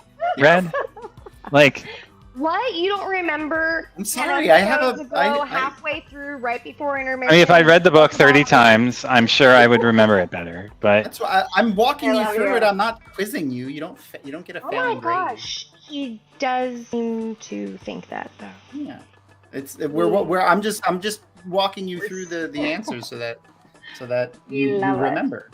That's so much fun. Anywho. Those are amazing. So I just wanted to see what you thought about how the Dark One was affecting the world during the Age of Legends. I mean, could it be that the seals that they have are fake? Oh. I mean, what if these aren't the Quendalar seals at all? They're just facsimiles. Ooh. And therefore are breaking. I don't know. I mean, there's other reasons that they could break besides... But that doesn't explain the Dark One becoming more powerful. It doesn't, but maybe they're crafted from dark magic. Ooh. And so that's the magic that the Dark One has. It's evil magic.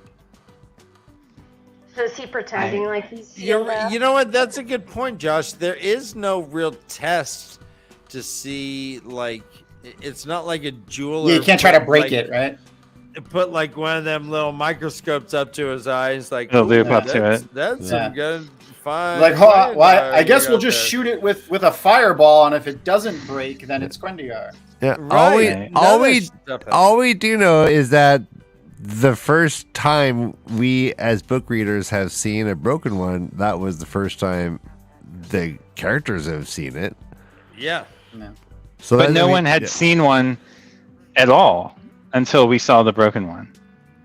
No, it's not like anyone saw the ones that weren't broken. No, but the Quendalar is not only the seals, though. No, yeah, I know. they have Grindyar teacups and all kinds. Yeah, and they're very valuable. Like the person found them on the bottom of the dredging the bottom of the canal or whatever. I mean, Jesus. What? Yeah. Oh yeah, Right. Oh yeah, the dredging in the bottom of the canal. He remembers stuff. He's complaining over there, but he remembers. I'm just saying the little bit that we know about the time before this turning is so little, and it's like I don't have any reference point for it, unlike the stuff that happens in the story. Yeah. Okay. Where it's a part of a story, and therefore you can hold it as a part of the narrative. But it's like the shit that happened outside of this timeline is really hard to understand or remember. Of course. That's why I was walking through it so that you remember. But the point is just to ask what you thought the Dark One's influence was prior to them placing the seal. Because there was a time like 100 years or so where, like I said, I think that the whole idea of putting him away means that he would be put away during the first part of the next turning. Okay. I would hope. Unless when creation happens. It's not. Does creation happen again every time, or is it like a meal? Like it just the the wheel turns and like there's a pot bubbling on the stove and like everyone's just back in their places on the stage. It's hard to understand what exactly the turning of the wheel means at this point. You just have to remember where the information is coming from. Yeah. That we're basing our stuff on. Anywho, we'll get back to the chapter now. Sorry, Ryan. Oh, Ryan's gone. We lost the Ryan. Ryan's gone. He passed out. Oh, So we get a Hodnon his glasses are all skin crooked. suit. What else are we doing? Balloon. Oh my gosh, that was so. I got chills during this part. I rarely get chills when I'm reading a book. I got chills again just going over the chapter to make my notes. Why would that dude have to lose his skin because he was just telling truth? For performance. Because Lanfear is a psychopath. She's a Because Miss sociopath. Piggy.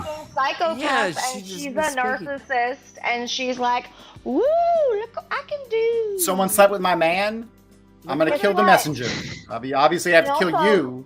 Whew, let me just blow him up for a Yeah. sec so you can recognize him. skinned him. And now, look at that skin, floppy. She skinned him and then threw it out, and it kind of inflated. Balloons for some up. reason. Yeah, Because the air caught it like a Lanfear. kite. That's right. See, podcast. Well, remember?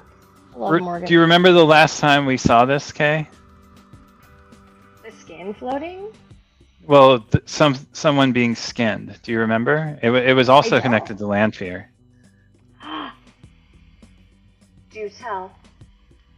It was when Perrin entered the wolf dream in that weird place, and he's like walking down the corridor, and like this man appears in front of him wearing like puffy yellow pants, and this thing comes down from the ceiling, and it sucks his skin off, and he like vaporizes in a cloud of blood. Yep. And then like Perrin wakes up and he's like covered in like bodily fluids and blood. So Lanfear. Do we know that was Lanfear? Right? There was somehow that was connected to Lanfear. I forget if he sees her there soon after. It's like he goes by another room and she like yells at him. She's like reading a book. I think she's like, "What the FartVader- fuck She are you said, doing here? You're gonna ruin everything." Yeah, you're ruining everything. Yeah. What's funny is when Perrin woke up, he woke up, he jerked himself erect, and he said, "I don't grok what happened." What the grok was that? What the grok was that? Okay. That's This funnier part than is really helpful. Marisu, I was trying to figure out who exactly was like the big person that like inflated or was larger than life. Large.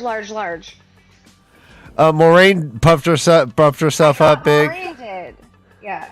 Yeah, but then as you're reading, you thought Lanfear got giant, but I think she didn't. I think she just kind of looked maybe big. I just meant Moraine because I don't think. Well, maybe I did mean. No, I did mean. I thought it was Lanfear, but I think she was just like so intimidating. Yeah, yeah. I had that image She was already in my head, and I was like, yeah. she got large too. Fucking crazy. Yeah. Have we have any other incidences of getting large? Getting large, drink. I think we talked about it a couple shows ago. I don't think so. The thing that's out of sync with the rest of the story. No, yeah, they never do it again. It's something that Robert Only happens in the first book. Yeah, you're right. It's so weird because, like, I don't know. I don't know. I have these weird ass thoughts, right? I'll just say it. The Ogiers, like, are larger than. I know this was a much different type of being gigantic, but it feels like I wrote in my notes somewhere that Ogiers ? Are they as? Do we have? I don't know. Do we know everything about the Ogiers? I don't know. No. Anyways. No, we don't. And they are big. We've got They're like 9 feet tall. And yeah, that's all. Yeah. No, we know. At this point, we know nothing about them. We know they're not human. That's about it. And they have to live in steading. And we visited their village. I mean, we've been to Ogier steading, and we know that in the steading you can't use the one power. And they can tree sing, which is They not can tree a power. sing and work with rock in amazing ways. And some of them can see TAVERN. but it Skilled has nothing to do artisans and craftsmen, they can see TAVERN. Their marriage Super customs are patient. strange. But we don't But really know why. But we know Why these are They they age really here? slowly. things that don't feel like they make. They don't paint a full picture. Nope. Anyway, You are right. it does not. I'm sorry that has nothing to do other than It's like okay. larger. I know I know how your brain got there. I know how you got there. I can follow that string. I'm so thankful. Thank you. Yeah. We Thank both you, have Tom. we both have the ADHD. I get it. Yeah, it does the weird thing, but it somehow. I can follow that line. Thank you. You're welcome. So back to Hadnan Kadir. Just after the skin suit, we have exploding wagons and all of the people. So one of my favorite lines here is, along the docks, axes flashed, cutting ropes, freeing barges, as the crews desperately fended their crafts toward open water and flight. Like, everyone's just like, peace the fuck out. It would be hard to everyone. You didn't need to wield the one power to understand the power was being used by the woman in white. It's just a great line. This is when cat and sword clad figures veiled themselves and started rushing at Lanfear. And Rand is like, no, instinctively thinking, no, don't do that. This is going to be bad. Is this a drinking obligation? A giant hand had smashed him. Ooh. What? Smash? Like, I'm getting worried about you, brother. Yeah, Dan. I mean, shmush or I don't want smush? Is that a Jersey Shore thing? I don't. know. I don't want to. They're smushing or Shmush. what is the lingo? I'm confused. I'll take it. Cheers, I'll brother just drink dude. anyway, just for funsies. Yeah, that's I think amazing. it's kind of an obligation. If one of us suggests it, we have to and it. You know what I mean? The fire rolled over the Aiel in waves. That's terrifying. Arrows of it pierced those. So like shoots of fire came out of the wave and pierced those who were not in them. This really does show just how powerful a Forsaken is. Yeah. Mm-hmm. Rand was like, holy shit. Yeah, like how much power is being wielded here. I can only imagine what the females who can channel the one power and actually sense her strength could they probably can't even fathom it. She tossing just throwing fire around. Rand kind of distills that fire a bit, and then she's trying to sever him from the source. He's like, what? No. Is this the first time we've had a male Chandler battling a female Chandler with such detail? On screen, yeah, I think so. Yeah, so On yeah, screen? he's love not it. seeing these things coming at him. Nope. And he and when and where and how to fight come from some memory of Lutheran, perhaps, is what he thinks. But he's able to defend himself, even though he can't see or really understand what's happening. Yeah, the dome happened, and he's like, "Oh, that was cool. I guess I could do that now." All right. Yeah. Kind of how So, Josh does every time he spits some knowledge. He's like, yeah, Beanie, my dome. Yo, yeah. Beanie my dome. I got my gray dome. Josh, is that a Rand Beanie made on my dome, the dome of truth. gray dome on your It's head? a Rand-made dome. I I've been found discovered. cigarettes with gold the next time I see it. So this is when we start seeing the reason for all her anger. But I want to mention this part. It was just interesting. Something severed his flows, and they snapped back at him so hard he grunted. It was another interesting bit of the one. And he does that to her as well. Yep. And then this is when Lanfear starts shouting, "One of them? Which one is Avienda?" And then So that's do you when think she just starts torturing all of the women. And does Egwin realize that they've had sex now? now she does. Now she knows. Did you feel like Avienda she rose was to her jelly, tiptoes though? with Egwene, howls as they each climbed higher and higher, just lifting Well- them up in the air, shielded, probably tearing them apart. What was that, Kay? It's gone already. Yep. I feel you, buddy. Okay. I feel you, buddy. I was writing something else down so I wouldn't forget it, and I don't know what I said. Oh, so thank you for reminding me about writing something down. So at the beginning of this chapter, Rand has rage bubble up while he's shaving, and that reminded me of something we haven't seen for a while, which is the miasma of the Dark One. The The bubbles of evil. dark, The bubbles of evil. We haven't seen one in the whole book. Yeah, was Book he and a half? like? Yeah, what do you make of that? Kind of like, was that an offhand accidental? Was it just like reference, or- something that happened once? Yeah, I mean, weird that we haven't seen it again, or if we have, it's not been noticed or noted. Right. I mean, could There's that be as well. what caused the things that Rand blamed on himself? The person falling and snapping their neck on a flat ground, and the snake pit from a few chapters ago. Oh, as opposed to that kind of like notion that it was like balance, like a bunch of people get To married marry. next Yeah. town, people fucking fall Yeah. off. Like those could be incidences of bubbles of evil that he is. Do you think he's bringing out on himself by Well, the phrasing that? Well, he just said a bubble of rage. Yeah, Yeah, and Moraine does say that he TAVERN attracts bubbles of evil too. Right. But Well, so Josh, are you feeling like he might be a part of it somehow? No. I Okay. still don't. I mean, I don't know. Is the short answer. Maybe. Okay. could it be that It's weird that we haven't seen it. That's what my point is. could it be that Egwene's like, Avienda's like, that's Avienda right there. There she is. right. Picture it now. Sorry, Dan. Go ahead. Never mind. Go on. I forgot. Who are you? I lost my flow. All right, so she's torturing Avienda and Egwene, and then we get a really interesting exchange here between Lanfear and Rand. She shouts at him, "You're mine, Lutheran mine," and he says, "No, I was never yours, Mirren. I will was always on you." belong to Ilyena." Like that's like he calls her by her government name. Right. It was interesting.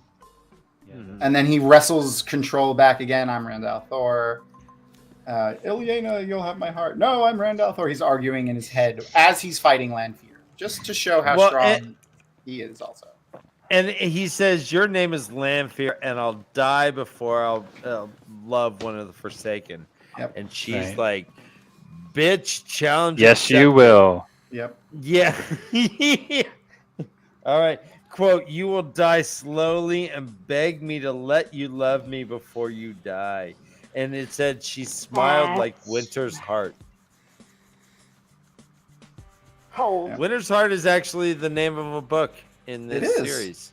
Yeah, little name drop there. I wonder if he knew that. Oh my gosh! So she smiled like the name of another book in this series.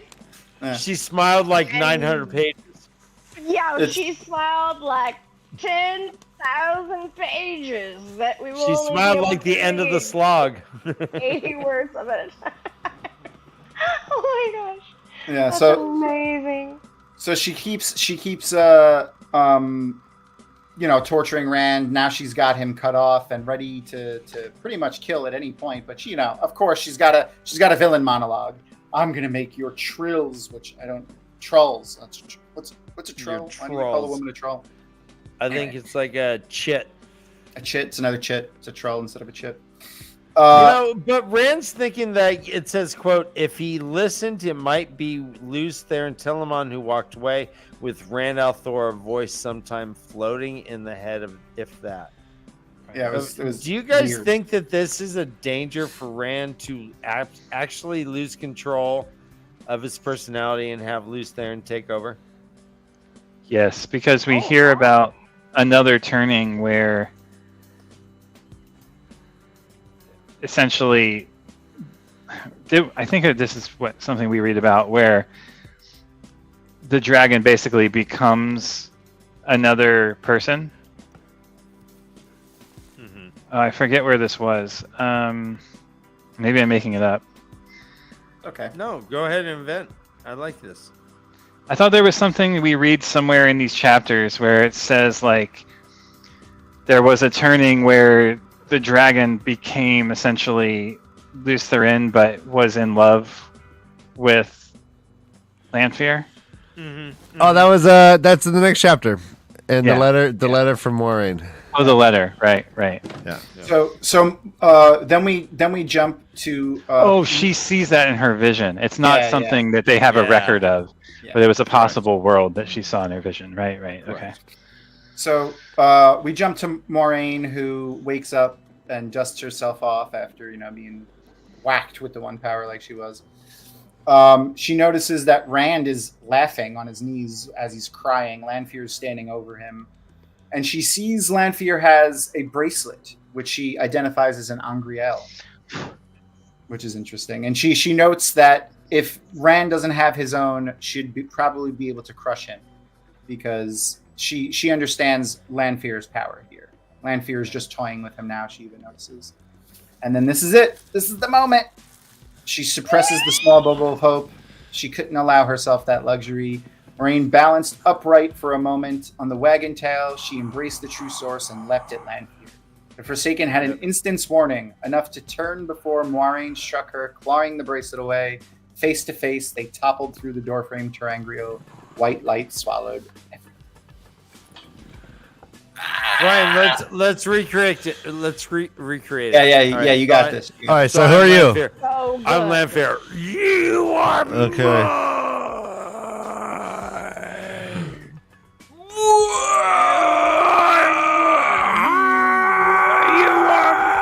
What's this?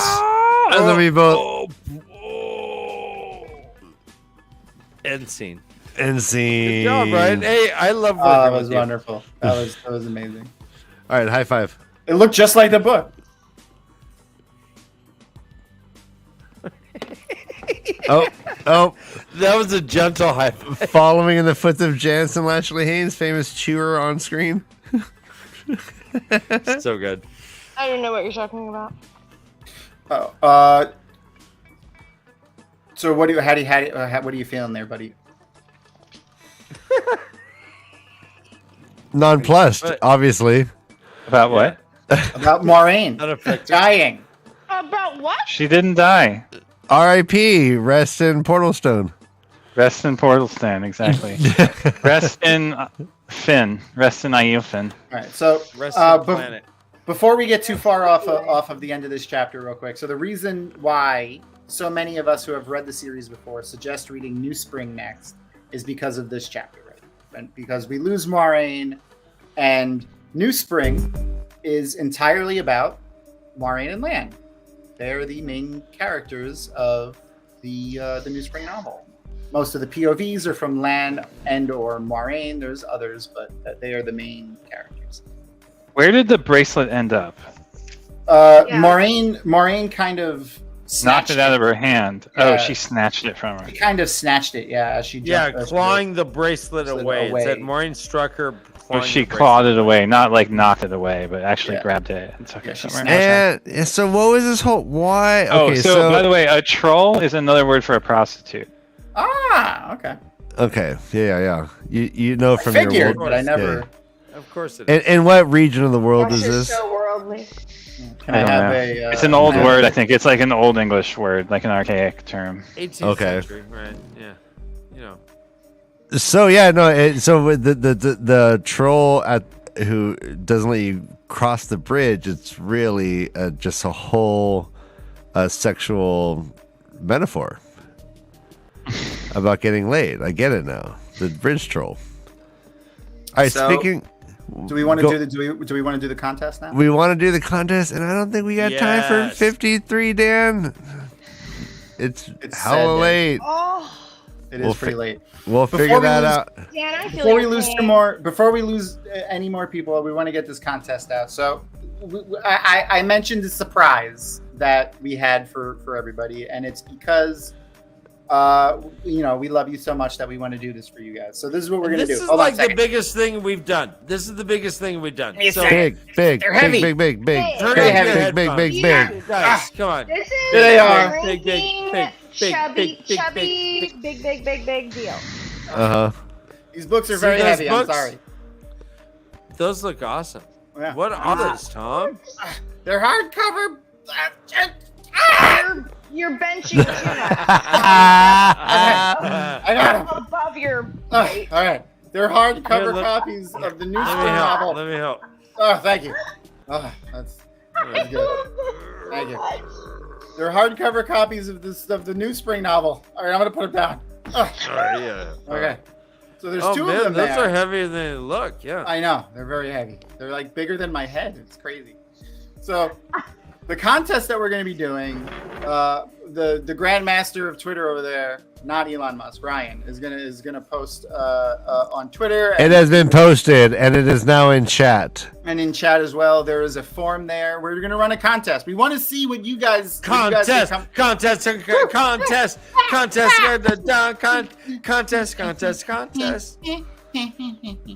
sorry. We want to see what you guys can come up with if you had your own opportunity to write a story. So the contest will be run for about a month. We're going to start it tonight. So you can start sending your submissions in tonight, but I'm sure you're going to need some time to write them. And we'll stop accepting the submissions on December 6th. What this is there's two different types of submissions you can make. One is either a poem or a short story / fan fiction. And there are some rules for those. No more than 50 lines. What a no more than 3,000. We're looking at you. Yeah.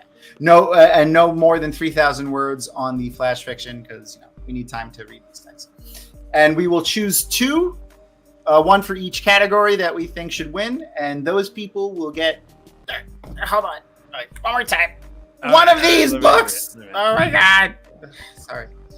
One of those books, and we will send them to you free of charge from us to you guys. So you can read along. Obviously, the books are for bench pressing too. You have multiple uses for these gorgeous it's like books. 10 times my weight in a books. lusty bicep, a fabulous ab, and a lot of knowledge you wouldn't otherwise have. So everyone, click on this. Click on this form. This is a contest we're calling, preferably, I guess. Watch me be creative. WOTCH. And we are and yeah, it's short stories. We want to see anything in any way related to the Wheel of Time. You have 3,000 words, or if you want to do a poem, you have 50 lines. Yep.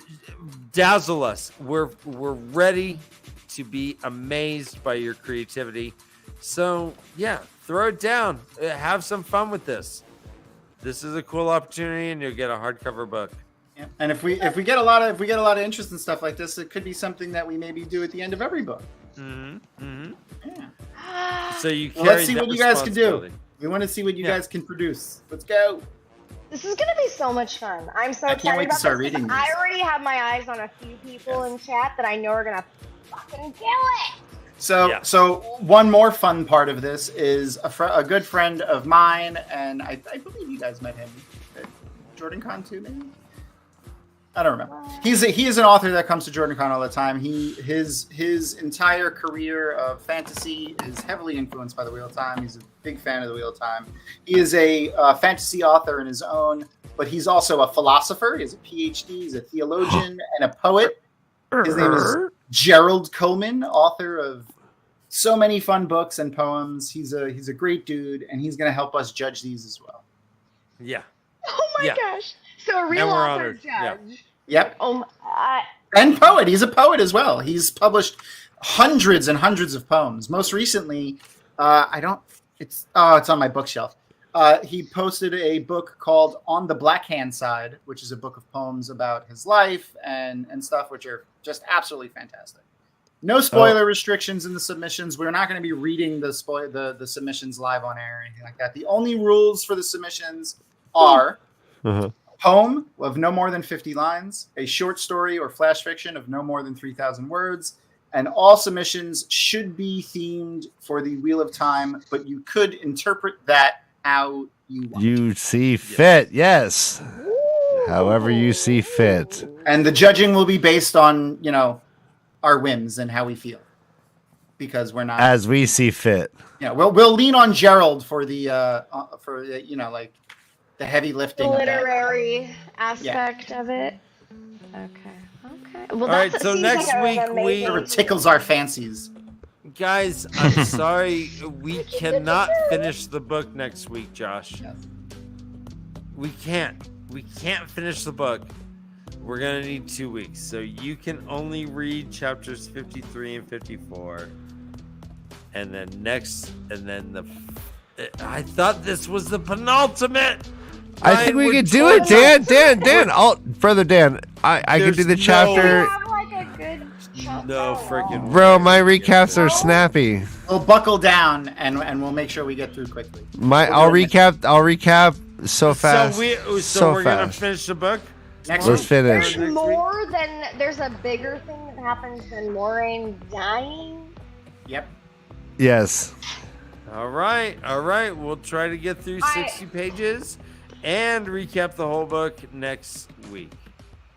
Josh, go ahead and finish. Kay, go ahead and finish. Okay. I'm gonna leave now. Bye. I gotta read. Filthy animals. All right. We're going to read. I'm going. Filthy animal. Get to reading, you filthy Get to reading, you filthy animals. Say bye. All right. That's amazing. All right. We'll see you next week. Run for your lives. This is the way to leave.